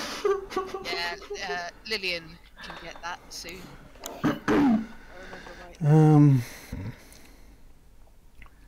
Hey, Surge punches things, and his god does not allow the undead to live. So, And the skeletal mage is going to cast lightning bolt at Olgoth. Stroke of lightning forming 100 feet long and 5 feet wide blasts out from you in any direction you like. Each creature in the line must make a dexterity saving throw. A creature takes 8d6 lightning damage on a failed save, or half as much on a successful one. So I need a dexterity saving throw on Okay. 13. Okay. Would I have to roll for that again? If you look at your character sheet, you see the box in the top Yeah, left. yeah. I've got no That- extra. yeah. Is it just 1d 20 then? If you haven't got any bonus to your dex, yeah. Whoa. Damn. Ow. Alright. 8d6. 4, 7, 8, 11. That's 4. 15, 20, I guess he's dead then. 25, 26. I think I might have to change to get that one. Okay. Well, I guess I'm dead then. Alright. I don't think. No, you're not dead, Zed. Well, it's if you're it's over your max hit points, right? You're unconscious. Okay. so what's your max? What are your negative? Because you have to go negative by your maximum hit Yeah. points Yeah, in order to 24. die. 24. Yeah, so you're not. Okay. I don't You know how have many to that be was. like you have to be minus in like more than minus your max hit points. And I think you just took what? Was it 25 total? So you should have done like -1. 26 it was. So you're minus 2. 26 or -2. Yeah. But so any you're just, healing will bring you back. So you're good. you're just down at the moment. Alright, Naona. She is gonna fire another arrow. Alright, that hits. That hits. Okay. She is going to use. Crap! Because he's in the way. He's within 10. Is he within 10 foot? Yeah. Yeah. Okay. Well, she's not going to use that one. She is going to use Shadow Arrow. So it is an extra 2d6 psychic damage and succeed on a Wisdom saving throw. Wisdom. 14. It's 10. Yeah. So. Alright.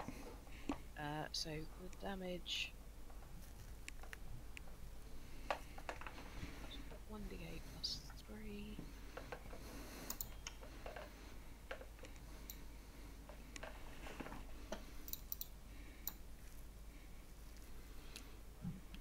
Oof. Extra 2d6 psychic damage.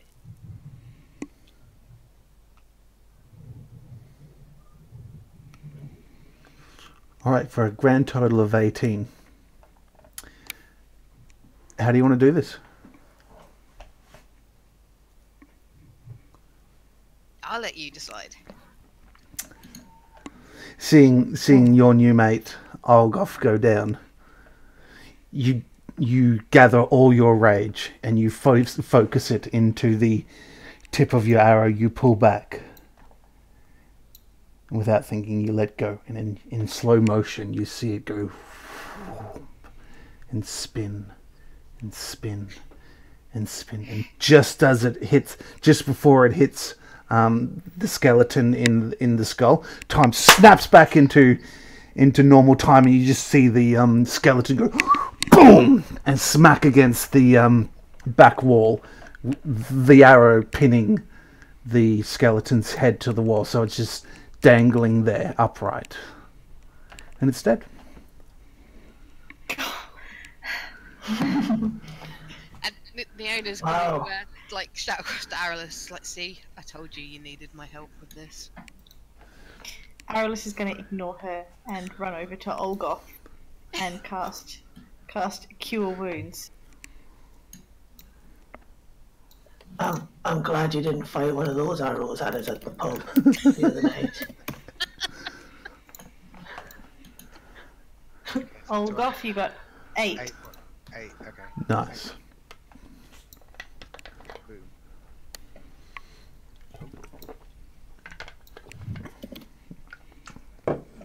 Olgoth is getting the beat down.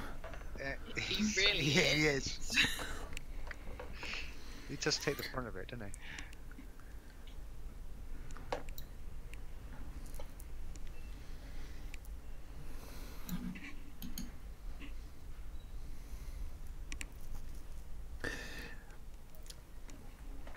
I was thinking of leaving Lightning Bolt out of the rotation. But then you motherfuckers started wailing on it. I'm like, okay, fair's fair. Let's do this. I mean, he started with 66 health points. And you guys just kept on fucking hammering it. It's what we do, man. Alright, so Olgoth's back up, looking a little bit worse for wear. All his fur is sticking out because he got electrocuted.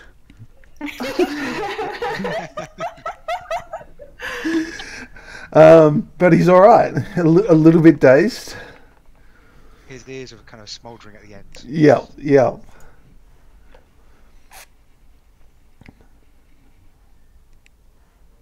Arliss is going to walk up to the skeletal, the skeleton pinned to the wall, and attempt to remove the diadem from its head.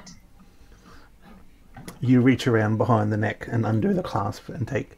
Sorry, it's a It's like a tiara. It's a tiara. tiara, So, yeah. so you just take it off. Sorry, I had it in my mind. It was a necklace, and I made this whole thing.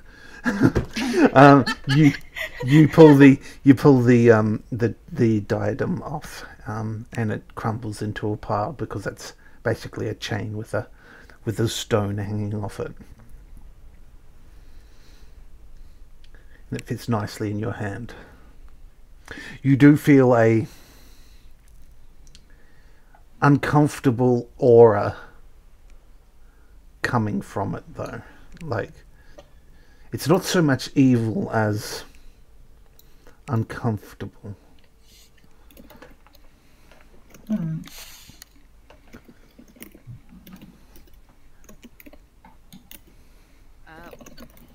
Suresh gonna keep. So it wasn't Suresh gonna keep up with it. Keep hold of what? Diadem. I'm sure What's that's that? what. I'm sure he offered after him and Arliss had the conversation on the roof when the owners first of all said, "No, I'm not going to help you." Oh, yeah, I said I'd come along. So, Sorry, just for clarity, is this actually like a tiara, or did you say the tiara crumbled to dust and then it's actually a pendant necklace? A diadem is basically a necklace, but it goes on the head, and the stone falls onto the forehead. Ah, okay. I see. Well, no, it's a type of crown. Well, whatever I just described, that's what it is. Okay, fine. Sorry. I'm pretty sure, like, diadem may be a catch-all word for a number of different headdresses. It's like a jewel, normally like a jeweled like headpiece that's smaller than like a crown or tiara or something. Mm-hmm. I think it can be any of those kind of things, just like Okay. a bit tinier. Okay. I'm thinking. What does this thing do anyway? You can't really tell. I'm envisaging, I think, the childlike empress from the Never-Ending Story. Yeah, that kind of thing. Mm-hmm. Yep.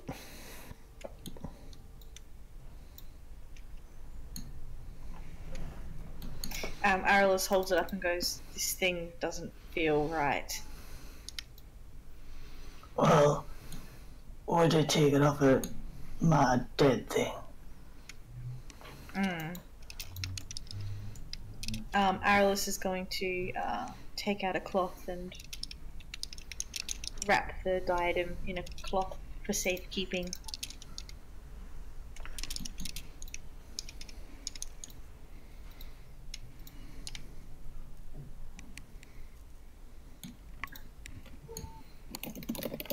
So, Olgov, do you want to clear out the rest of this place? Yeah, why not? Excellent. What about you two?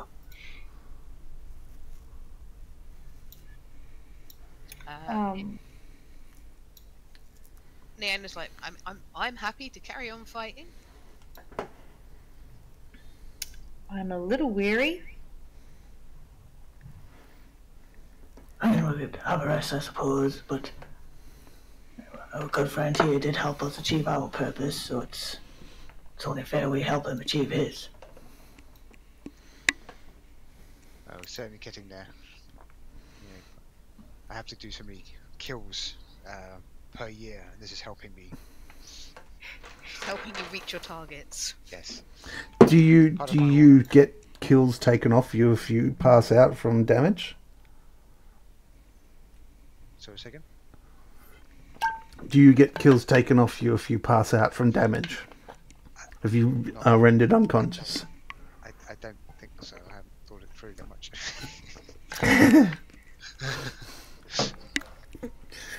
All right.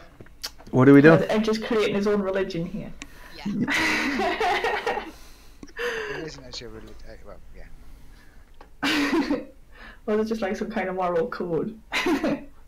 It's my own. It's a religion. It's mainstream. The chick that played the childlike empress grew up to be rather attractive.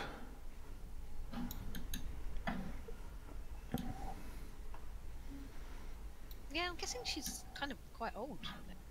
'Cause when did that film come out? Like, what, Early Did she 80s? manage to stay normal? Like, she didn't develop a drug addiction or alcohol, some of these child actors do. And then some of them just grow up and be perfectly functional, normal people. She didn't do much. She was in a movie in 2008, and that was it. Arliss is going to... Sorry. Yeah, go ahead. Arliss is going to ask Olgoth, do you feel okay? Do you need time to rest to regain some of your strength? Yeah, I'm quite low on health at the moment. I could do with a rest. Short rests, unless people need spell slots back. I've only got 2 spell slots left. I've got cantrip, so I 2. suppose.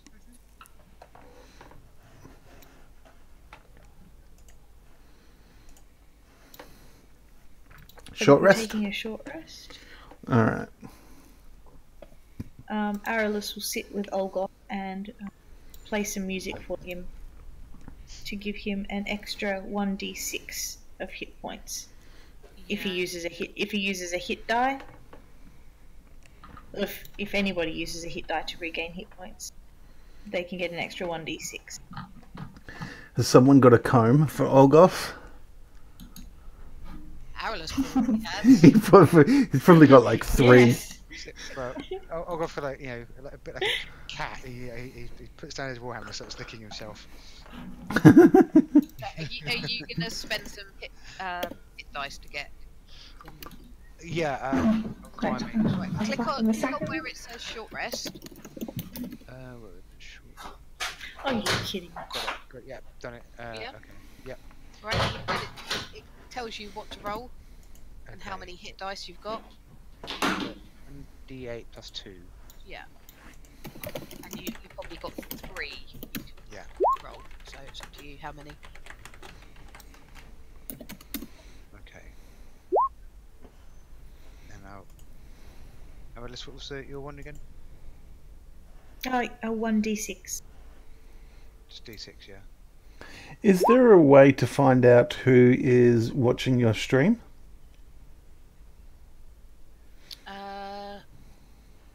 You can see there is at the top of the chat a thing that says participants, but I think that only shows people that have been like. Apparently there are 2 people watching. 2 people, identify yourselves. It better not be any of you motherfuckers. That would be cheating. Nope, not got the stream open. Nope.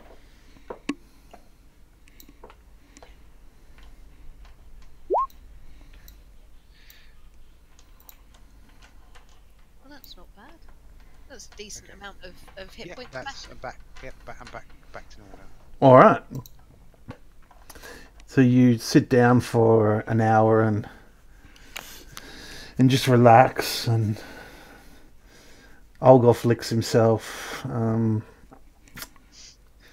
and then you get up and get going. What are we doing?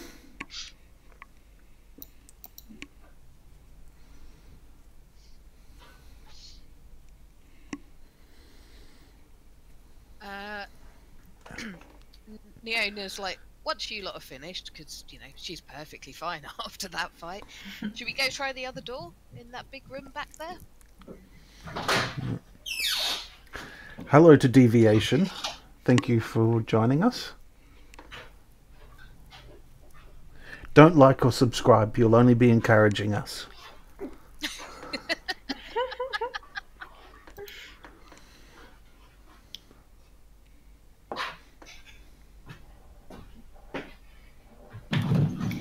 Aralus is going to approach Leona and say a sincere thank you for your help taking out that skeleton sorcerer.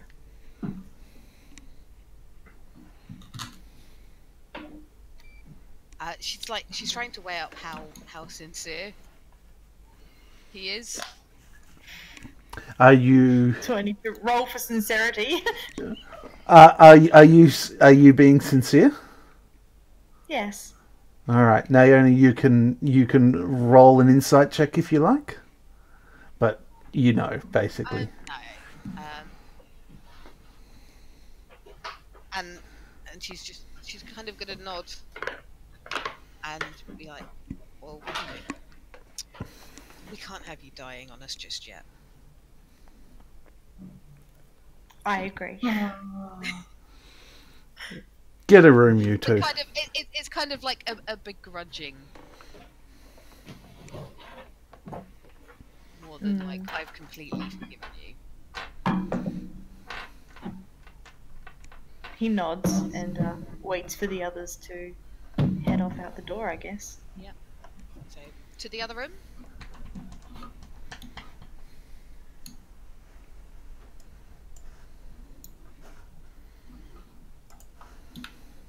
And because Leona's fine and hasn't taken any damage, or had to put much effort in, really. After firing a few arrows, she's just going to wander off and go towards the other door in that room with the marble dais. And Arliss will trail behind.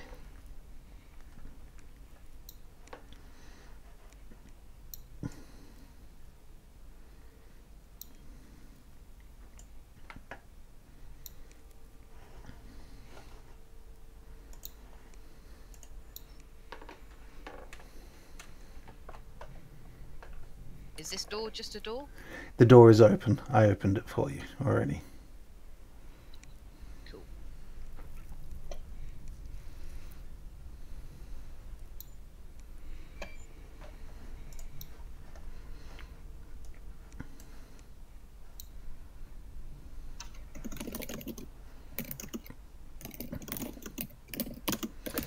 As you walk into this room,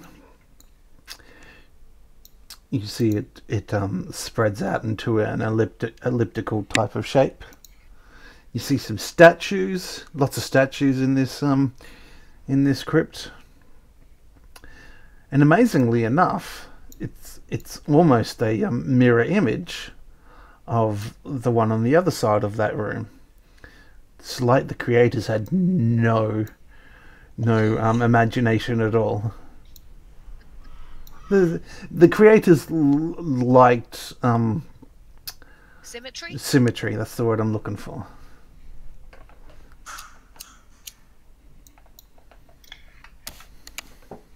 Assuming Arliss noticed this symmetry, he's going to move directly over to the northern wall and see if there's another door hidden in the wall. You have a good look around, and you don't see anything in that particular part of the wall. And he'll start going around clockwise.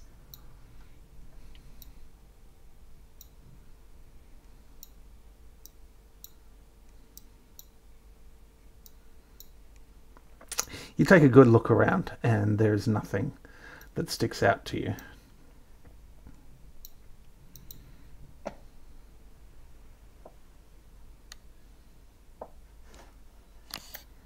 Leona's going to look at Arliss and go, "Are you done fondling the walls? Should we carry on?" My wall fondling opens door. He does have a point. Not this time, though.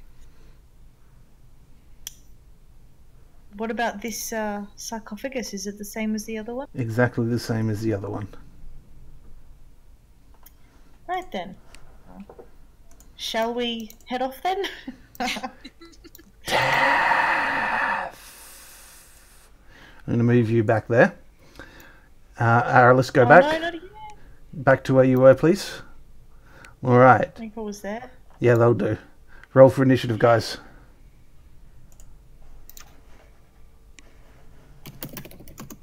I don't like these things.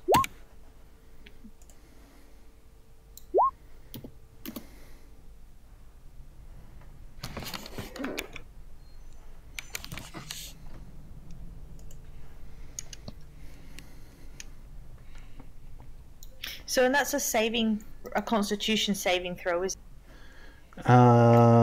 Yes. Of 10. it? Okay. Saving throw. Okay.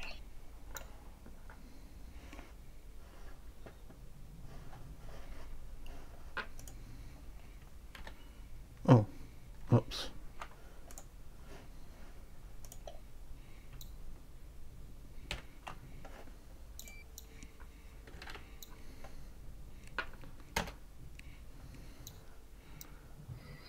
Alright. Alright. Has everyone put their thing in? Well,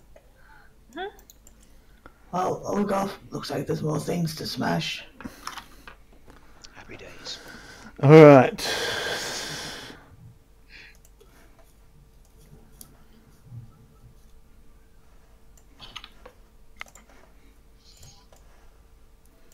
Gonna take a swing.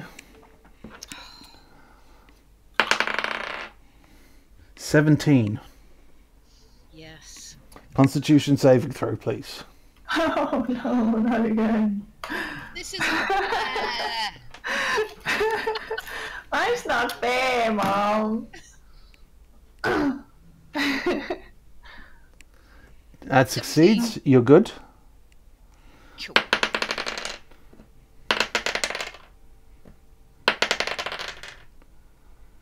$11 points.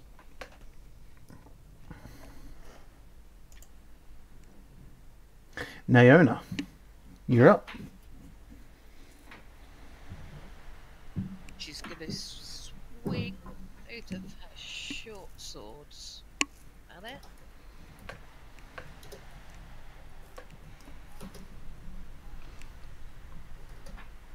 All right, the second one hits.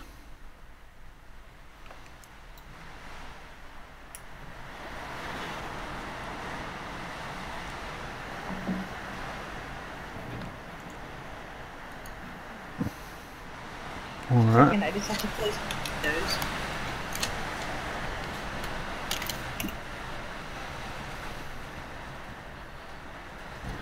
All right. Was that your turn? Yeah. All right. Olgoth. So you can do the same spell twice, right?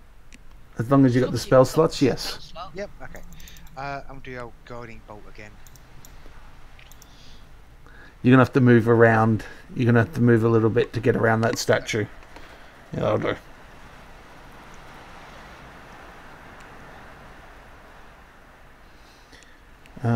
Yeah, that hits.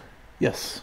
It depends on what you've prepared, really, because unless he's a spontaneous caster, then he has to do the spells that he prepared in those slots. Yeah, yeah. I mean, that's the only ones that come up on the on D&D Beyond, doesn't it? We don't show you the ones that aren't prepared. Right. No, what I mean is, I think if you want to use a spell twice, you have to have prepared it twice. Oh. Do you? I didn't know that. Maybe with some classes. Maybe with the wizard. Yeah, that's what I'm saying. Like, it depends on how his work. Like, spontaneous casters can cast anything. Certain other ones have to prepare like that many spells. If that makes sense. Yep, I know what you mean. Yeah. Okay. Are you okay with us doing it this time? Yeah. Well, Okay. at the end of the session, we'll look it up and find out. Okay. Okay. 46. That tripped me up once when I was playing spellcaster. I was like, oh, bollocks. Oof. Nice. Is that your turn? Yeah. Aralis. First thing Aralis is going to do is shout out, Naona, your prowess with the swords is beyond compare. To give her an bardic inspiration die. Excellent. So this is a bardic inspiration die, not a combat inspiration die. So you use a 1d6. You can use that for a saving throw. Yeah. And then he is going to cast Dissonant Whispers at the Spectre. What's the save on that? So it's a Wisdom save, DC 13. 7. Yes. Didn't go with it, Dissonant Whispers today.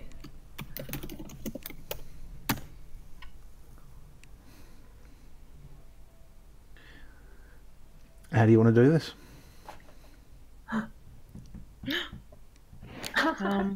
Yay! Alice gets to kill something. Yes. Nice, just smooshed several of those skeletons the last time.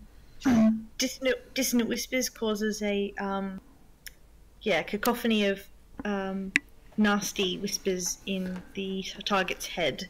So. And how does it affect the target? How does it die? Psychic damage. Yeah, how does it die? Psychic Tell me what damage, happens so- in its head. It's really, really depressed. It slits its own throat.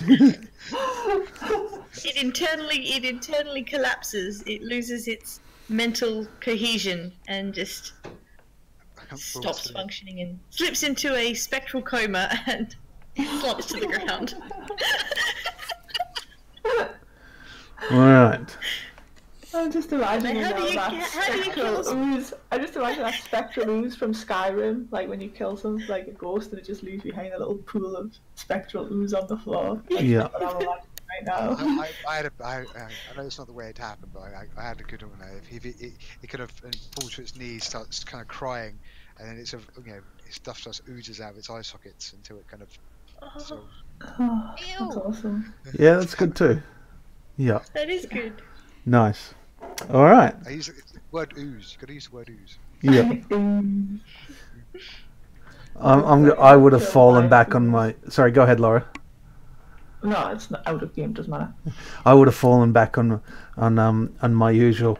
The spectre grasps its head, shaking, trying to shake the thoughts out of it, and then explodes in a burst of light.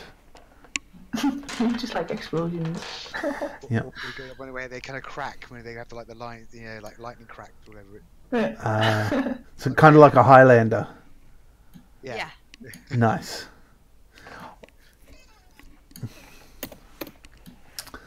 All right, keep on going. Fiona is going to just go up to Arliss and kind of begrudgingly thank him. She's like, I don't think I could have faced another one of those things again. I'm sure I have faith that you could have.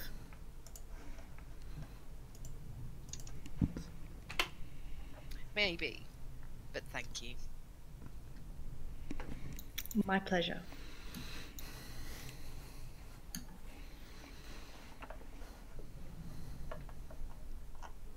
And she's gonna try and stay behind people this time because she's just she's much more comfortable with her bow than she is with swords.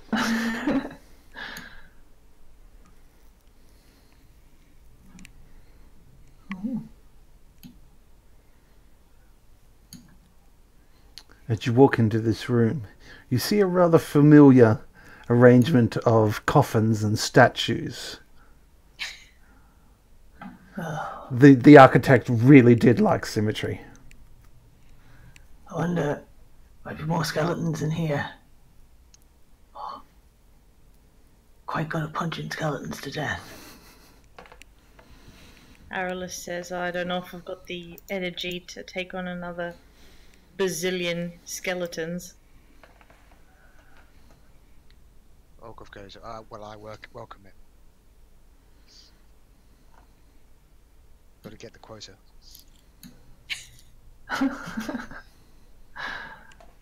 Oh, this is really tense. I love this. Oh, I mean, we're just... Oh, hang on. Sure, you guys don't want to turn around. Right, Sirius just walks out one of the coffins and he just knocks on the lid. Oh! You hear nothing.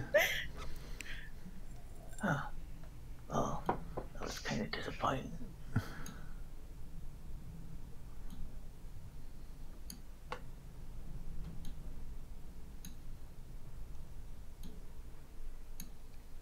Does Neona actually hear any kind of skeleton-y noises or anything? Nope.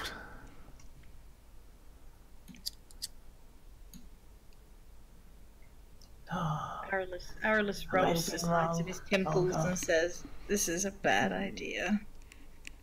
well, there's nothing so far. That might get us on the way out.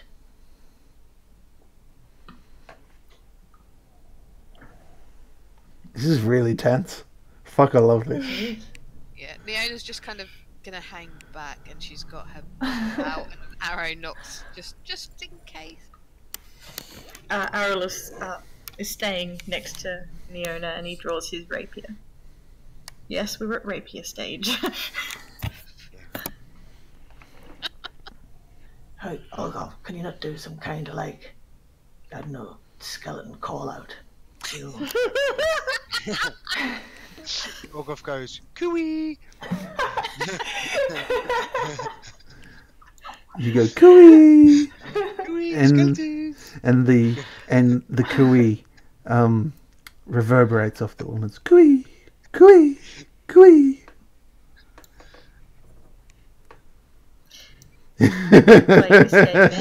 Arliss takes a big deep breath.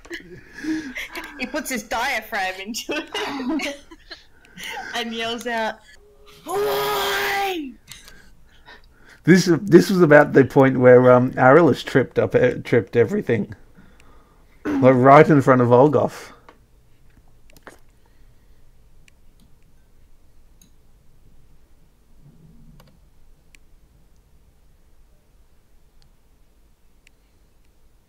Yeah. Olgoth turns to Shibeth and says, "This is kind of disappointing." Yeah, it is actually.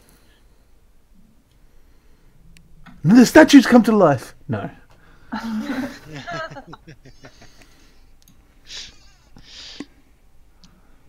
Olgoth goes up to one of the coffins and has a look. Are they open? No, they're closed. They're closed. So he proceeds to push the top of the coffin over. You do that, and it falls to the floor with a huge crash. And you see a skeleton laying at rest. He kind of pokes it with his. Way to honor the dead. If only there was a cleric here to honor the dead. Hi, Pencil Cookie. Oh, hey, Cookie. Hey, Cookie. No, nothing happens. Like Neona kind of noticing this is like, maybe it was that like the skeletal person we took the diadem for. Maybe they were responsible for animating these skeletons. I think we're probably done here now. Oh, put it on, put it on.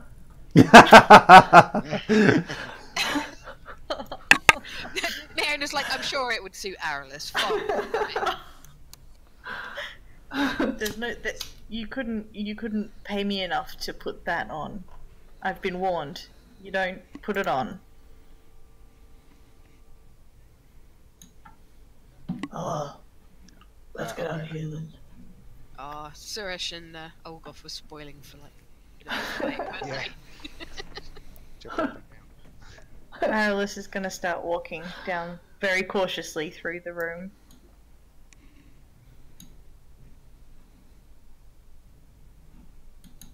The room looks back at him. I saw that as well. The walls begin to breathe. He stops there and looks back at Neona. Arliss is gonna start walking down very cautiously through the room.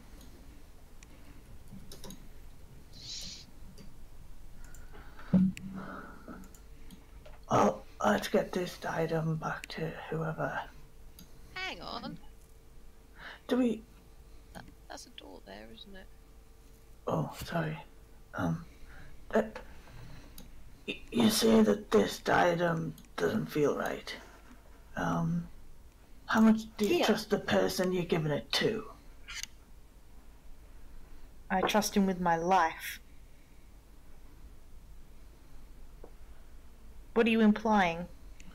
I just meant how much can you trust them with other people's lives?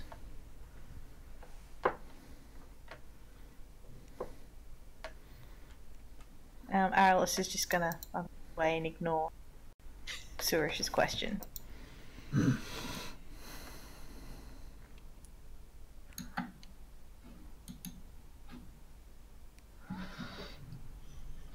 Was it a door? No, it's not a door. Are you going to go through the door? That one there? Yeah. Let me open it for you. I think this is a door that me and Olgoth we're going to go through before we get shouted back. Ah, yeah. That makes...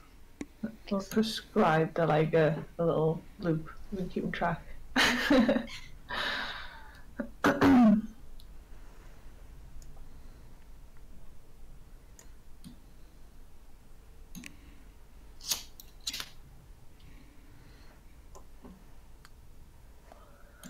All right, for the sake of brevity, you can go straight to the exit. There's no more danger, no more monsters and everything.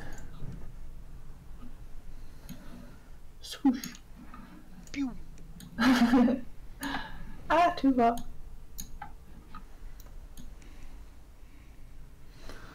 All right.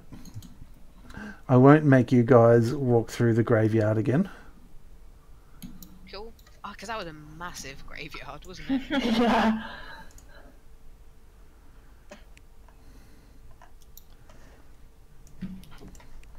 So you guys should be just west of the headquarters by the cemetery. Can you turn the turn order box off? Thank you.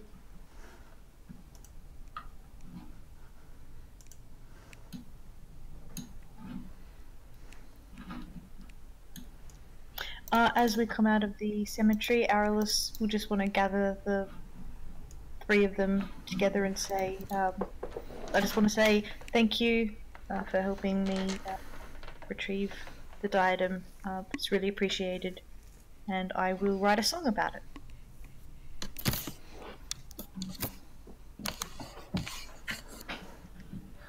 I'm just hoping we don't have to go and rescue this diadem again from the wrong hands. I'm just hoping that Aralis doesn't rhyme "for" with "whore," because that could turn violent. I'm just saying. That's a good idea.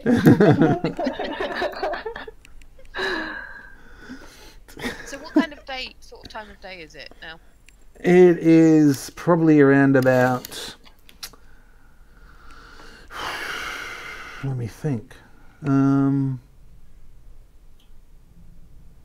It's probably around about 10:30, 11 o'clock the day after you had your free day.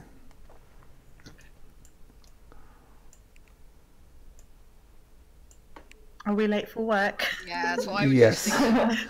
Yes, you are. Neona's Well, like, I'm, guys, we best go report the failing. Orgoth goes, who's failing?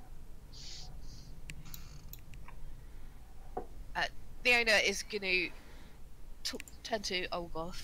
Like, have you ever considered joining the City Watch here in Talia? I think you'd be a great asset Oh, to us. hey, what's the pay? We receive a gold piece for a day's work. Do I get to hit things? You do. More often than not. That sounds okay. Depends. To see how often we get to hit things. You at least get to threaten to hit things if you're on patrol. Or accidentally kill them if you're Neona. Yeah. You're like a Jedi. Your very presence will scare people straight. 'Cause you're a fucking bugbear. So yeah, Neona's like, guys, should we go introduce Olgoth to failing?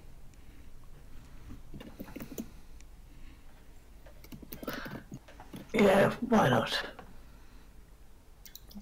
Alright. Grand idea. I will. You make your way to the headquarters. I won't pop you in there. Don't really need to. You walk up to Orvek. He's like, you guys are late. Where have you been? Neona's like, blame the bard. Flute boy. Should have known. What's your story? So we had to retrieve a item that my friend had misplaced in a crypt in the cemetery, and it took a little bit longer than expected, but job's done now, and here we are. Made a new friend. And he gestures to Olgoth. Your friend lost something in a cemetery. The owner's going to step in because Aralis really isn't doing a very good job of this. and say to Orvek, we've averted another threat to Talia. There was a skeletal mage in one of the tombs, the crypts in the cemetery, raising skeletons that we feared would turn on the citizens of Talia. Oh. So you weren't stealing from Crypt. You were doing your duty, were you? We were, Orvek. Alright, get yourselves cleaned up. Be back here in half an hour. Thank you. He goes back to shuffling through his papers. As you guys walk off, he points to the bugbear and says, "You, how are you all messed up into this?" He says, "Well, I am a cleric, and I was in the crypt with skeletons just because of my religion commands me to do so. These guys sort of turned up, and I just followed along." Oh, really? Seems you kept them safe. It's rare for them. No, Orvek has such a high opinion of it. Yeah. Oh, 1 second. Flute Boy's rather squishy. We could use someone like you on the team. Well, we were talking about this earlier, and I don't see one. Excellent, excellent. Why don't you come with me, and we'll go talk to the captain. And he We've got visions of a Goliath and a bugbear walking off hand in hand. Skipping. And so he escorts you into the squad room, past the map table, up into Failing's office, and he walks in, and Failing looks up and raises one eyebrow. He goes, "Orvek, what have you brought me?"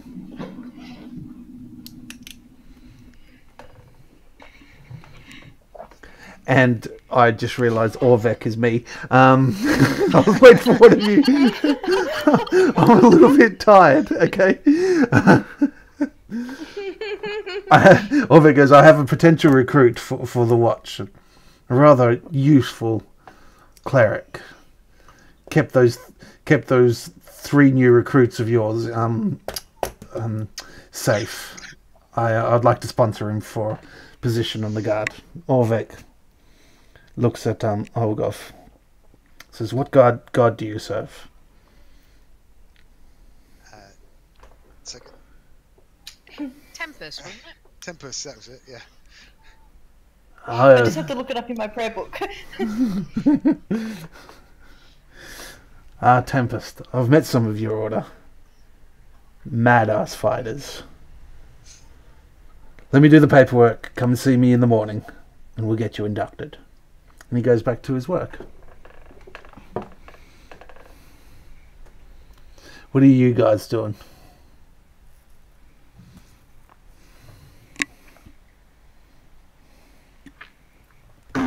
Alice as well. I mean, Alice, what the fuck? Suresh. Suresh is, well, doing as he was told. Having a wash. Changing his clothes. Yeah, Leona's pretty much the same. Float boy? Same. Alright. Powerless. So you guys get your... Shot the diadem in his foot chest, right down the bottom. Yeah. So you get yourselves cleaned up a little bit, brush all the cobwebs out of your hair, and remove all the smears of dirt and stuff from your face, and you go back down, and you're given your patrol route, which you go and do, and at the end of the day you come back, an uneventful day of patrolling, and you get your 1 gold piece. And what are we doing?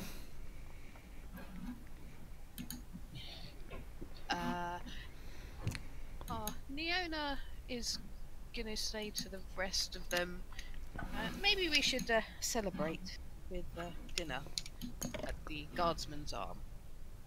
We can introduce Olgoth to everyone. What did Olgoth do for the 5 or 6 hours the others were on patrol? He was wandering around the. It's a town, isn't it? Yep. Yeah. Yeah. He was just kind of wandering around the town, having a look at things. Okay. I'm going to assume you ended up back at the Guardsman's Rest for the sake of convenience. Yeah. So you guys are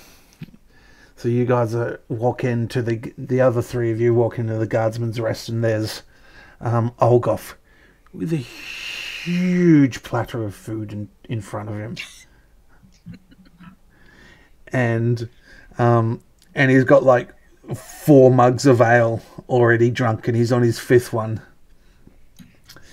And he's just sitting there eating and drinking. Bugbear likes to eat and drink. Seems like he'll get on well with Orvek. Yep.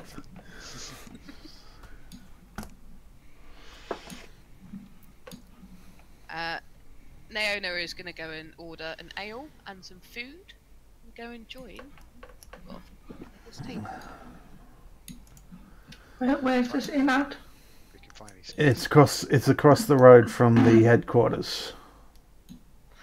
Ah, okay. Guardsman's Rest. I'll drop you in there. It looks different again. Yeah, I upgraded it a bit. I do that. Rugs.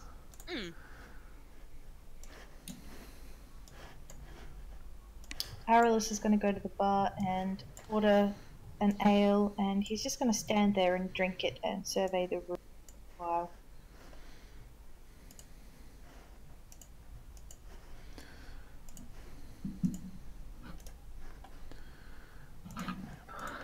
Yeah, so she'll go for the bar and he'll get an ale or a mead if they do mead, whichever. Yeah, they can do a mead for you. So Naona takes 1 silver, 5 copper out of her kitty, and the rest of you take 5 copper, unless you're getting a meal as well.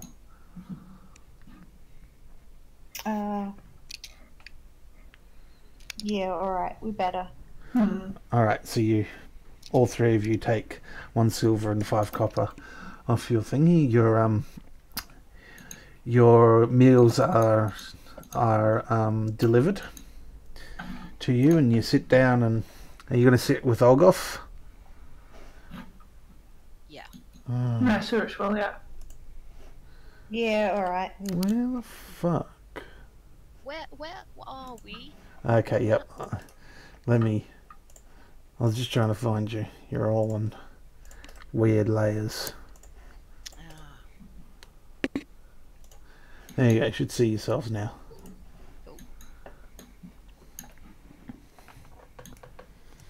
I can't move myself though. Yeah, okay, cool.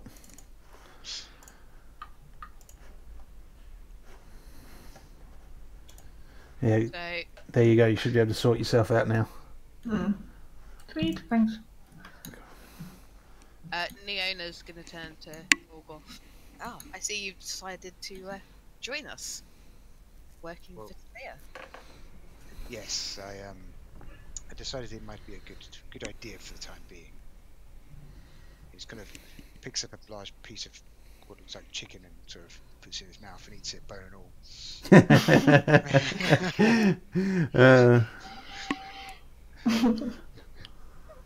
Crunching the bones loudly in his massive teeth.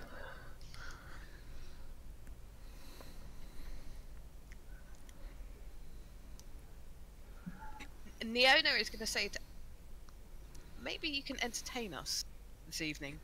Have you written that song yet? Not yet. Narrowless is Knowing full well that he won't have had time. pushing his food around on his plate. He's seemed real hungry. You know, he just eats a little bit every now and then. He's like, "Oh, I could try."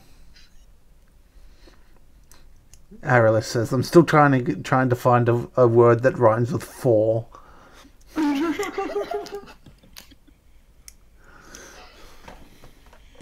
Let me finish my meal first. Is the inn busy?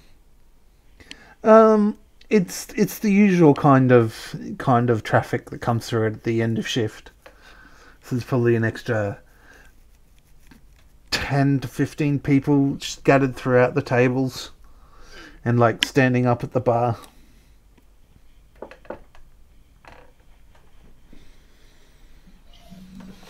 You seem a little less chirpy than usual, Aralis. Oh, I'm just tired.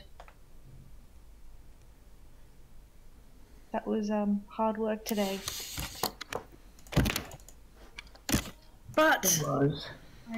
I will try my best to entertain the good people of the Guardsman's Rest. The owner's like, off you go, I could use a laugh. She does comedy. He does comedy too, does he? Well, I mean, As he's getting up from his chair, he does a little jig, a klutzy looking jig for Suresh's amusement. and Suresh the, like claps his hands. yeah, the owner's going to say to Suresh, well, you know, it's quite amusing watching him fail sometimes. He was pretty badass in that crypt. He was, actually, but she's not going to tell him that, is she? Aralis just walks away to find, I don't know, maybe over here? Quiet area where he can, maybe over there? Yeah, probably there's better. Yeah. And he'll bring out his flute and he'll run a few scales first, just to, warm up, get the old lips limbered up.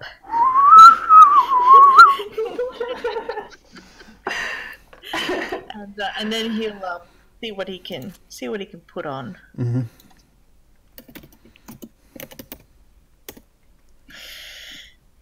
Please be good to me. Nice. Nice. What type of tunes are you playing? Just standard evening tunes, pretty happy ones. Just like common folk songs that people probably know the words to. Excellent. So you start playing and people start tapping their feet and really getting into it. Orvek walks in. He's like, "Flute boy!" Oh, I like the fact now he's flute boy. Even flute man. And he Aralis goes, is looking worried because of his earlier performance in front of Orvek back at the desk. He's a little bit nervous that Orvek's going to bail him up again. So he's just like, "Yay!" Keeps playing. Orvek goes up to the bar and gets a bucket of ale. They have a bucket for him because he's a Goliath. His name on it. The K's backwards. He made it himself.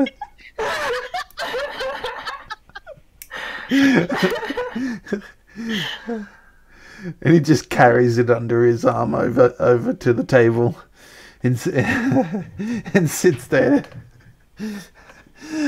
tapping his feet and burying his face in his bucket of ale.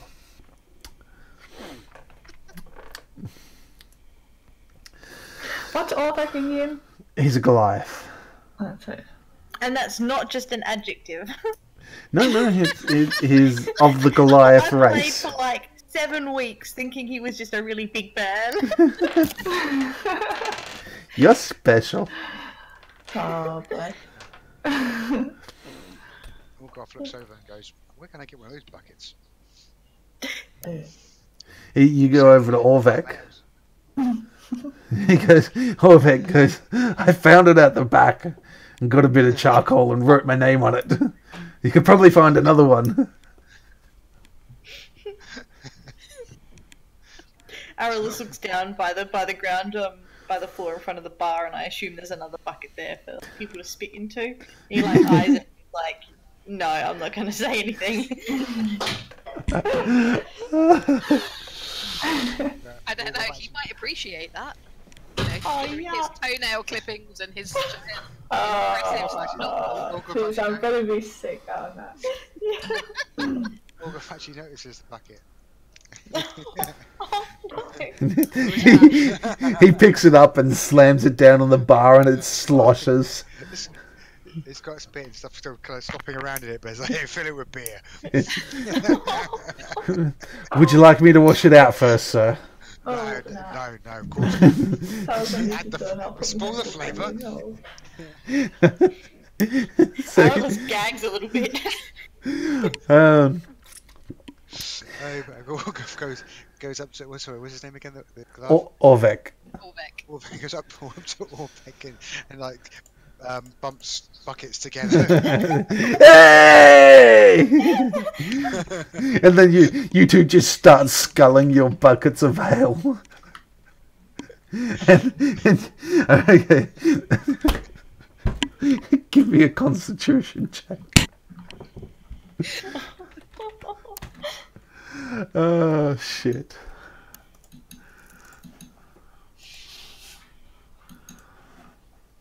Alright. Is it just 1d20 I have to roll? What's your constitution modifier? I think it's +2.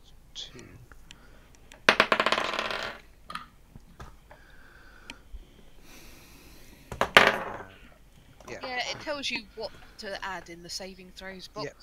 Yep. 20 plus 2. Is that right? So you two start sculling your beer.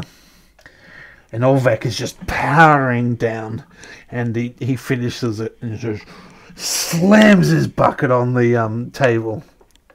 And you're not halfway through it. And he lets out this almighty belch, which like literally blows your fur back.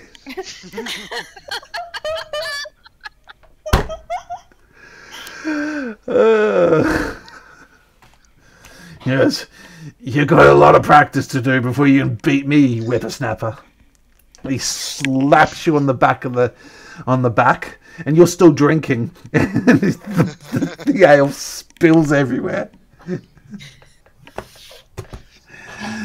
I'm gonna need two silver from you for that bucket of ale. Because you don't get the guardsman's bonus just yet. Are you calling it spale? Spit ale? Ugh. It's a new drink. Add that to your list of potions and things. We get charged for the spit. Yeah, you didn't provide it. It was no, the spit's on the house. Bonus.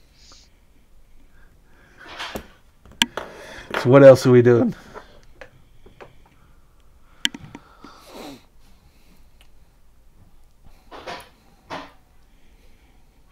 Has Arliss done performing? Yeah, he'll come back, sit back down again. Yeah, and everybody claps and cheers and everything. You did well. Everybody was very pleased with your playing. And he sits down with a smug look on his face over at Naona. That was pretty good, Arliss. Thanks, Surish. I'm glad someone appreciates my music. Leona's like, wasn't bad. I mean, it wasn't amazing either. And Arliss is like, looks around the crowd that just clapped for him, and he's just like, alright.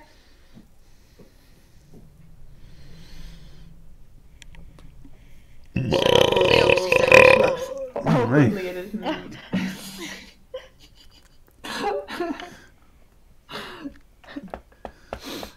yeah, and the owner's like, well, you know, they obviously don't know good music. They've never heard it before. Especially not from you. You mean that pristine, high elven, perfect melodies, la-di-da stuff? Exactly. But then, you know, you half-breeds wouldn't understand. Arliss just like chuckled good-naturedly.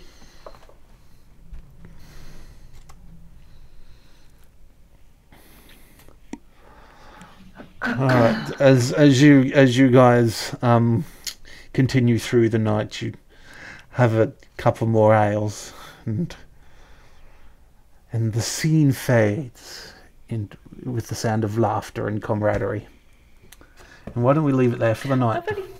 I've only just noticed the little price list you've got up on the top left-hand corner of the map. Yeah, that colour, it could have been a different colour, I think. It's a bit Bold yeah, if you or bold. zoom in like close, it's not so bad, but it doesn't stand out too well. No, that's no good. There's very few colours that really. Yeah, they do. You guys can't see Yeah, that. yeah, you're Can you right. see it over Green's there? better. Can you see it over to the right? No. No. Only Oh. the first couple of letters. Alright.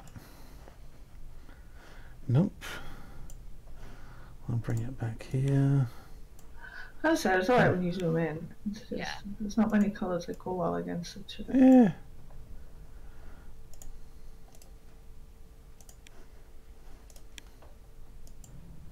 So, are we going to retire to the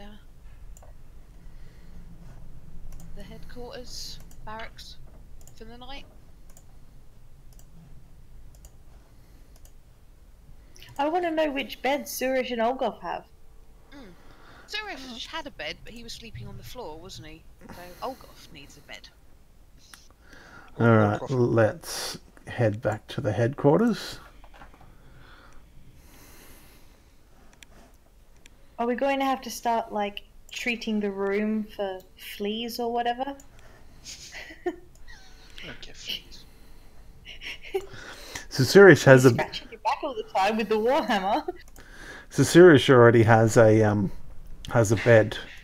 As you can see him there. Olgoth is going to have to sort himself out for tonight, but rent is pretty cheap, or there's probably a nice warm trash pile behind the inn that he could sleep in. Excellent. Oh, that's right, because he's not inducted until tomorrow. Nope. He goes and wanders off and, as you said, finds a nice warm trash pile. Lovely Secure, like- midden heap. Like curls up like a cat. So he's furry, he won't get caught. Yeah, he's alright. Alright. Let's leave it there. That was excellent. That was one of my favourite sessions so far. It was a lot of fun. Alright. Thank you to all the people who are watching the stream. Do not like and subscribe. It's just a bad idea. I promise you that. I'll see you later.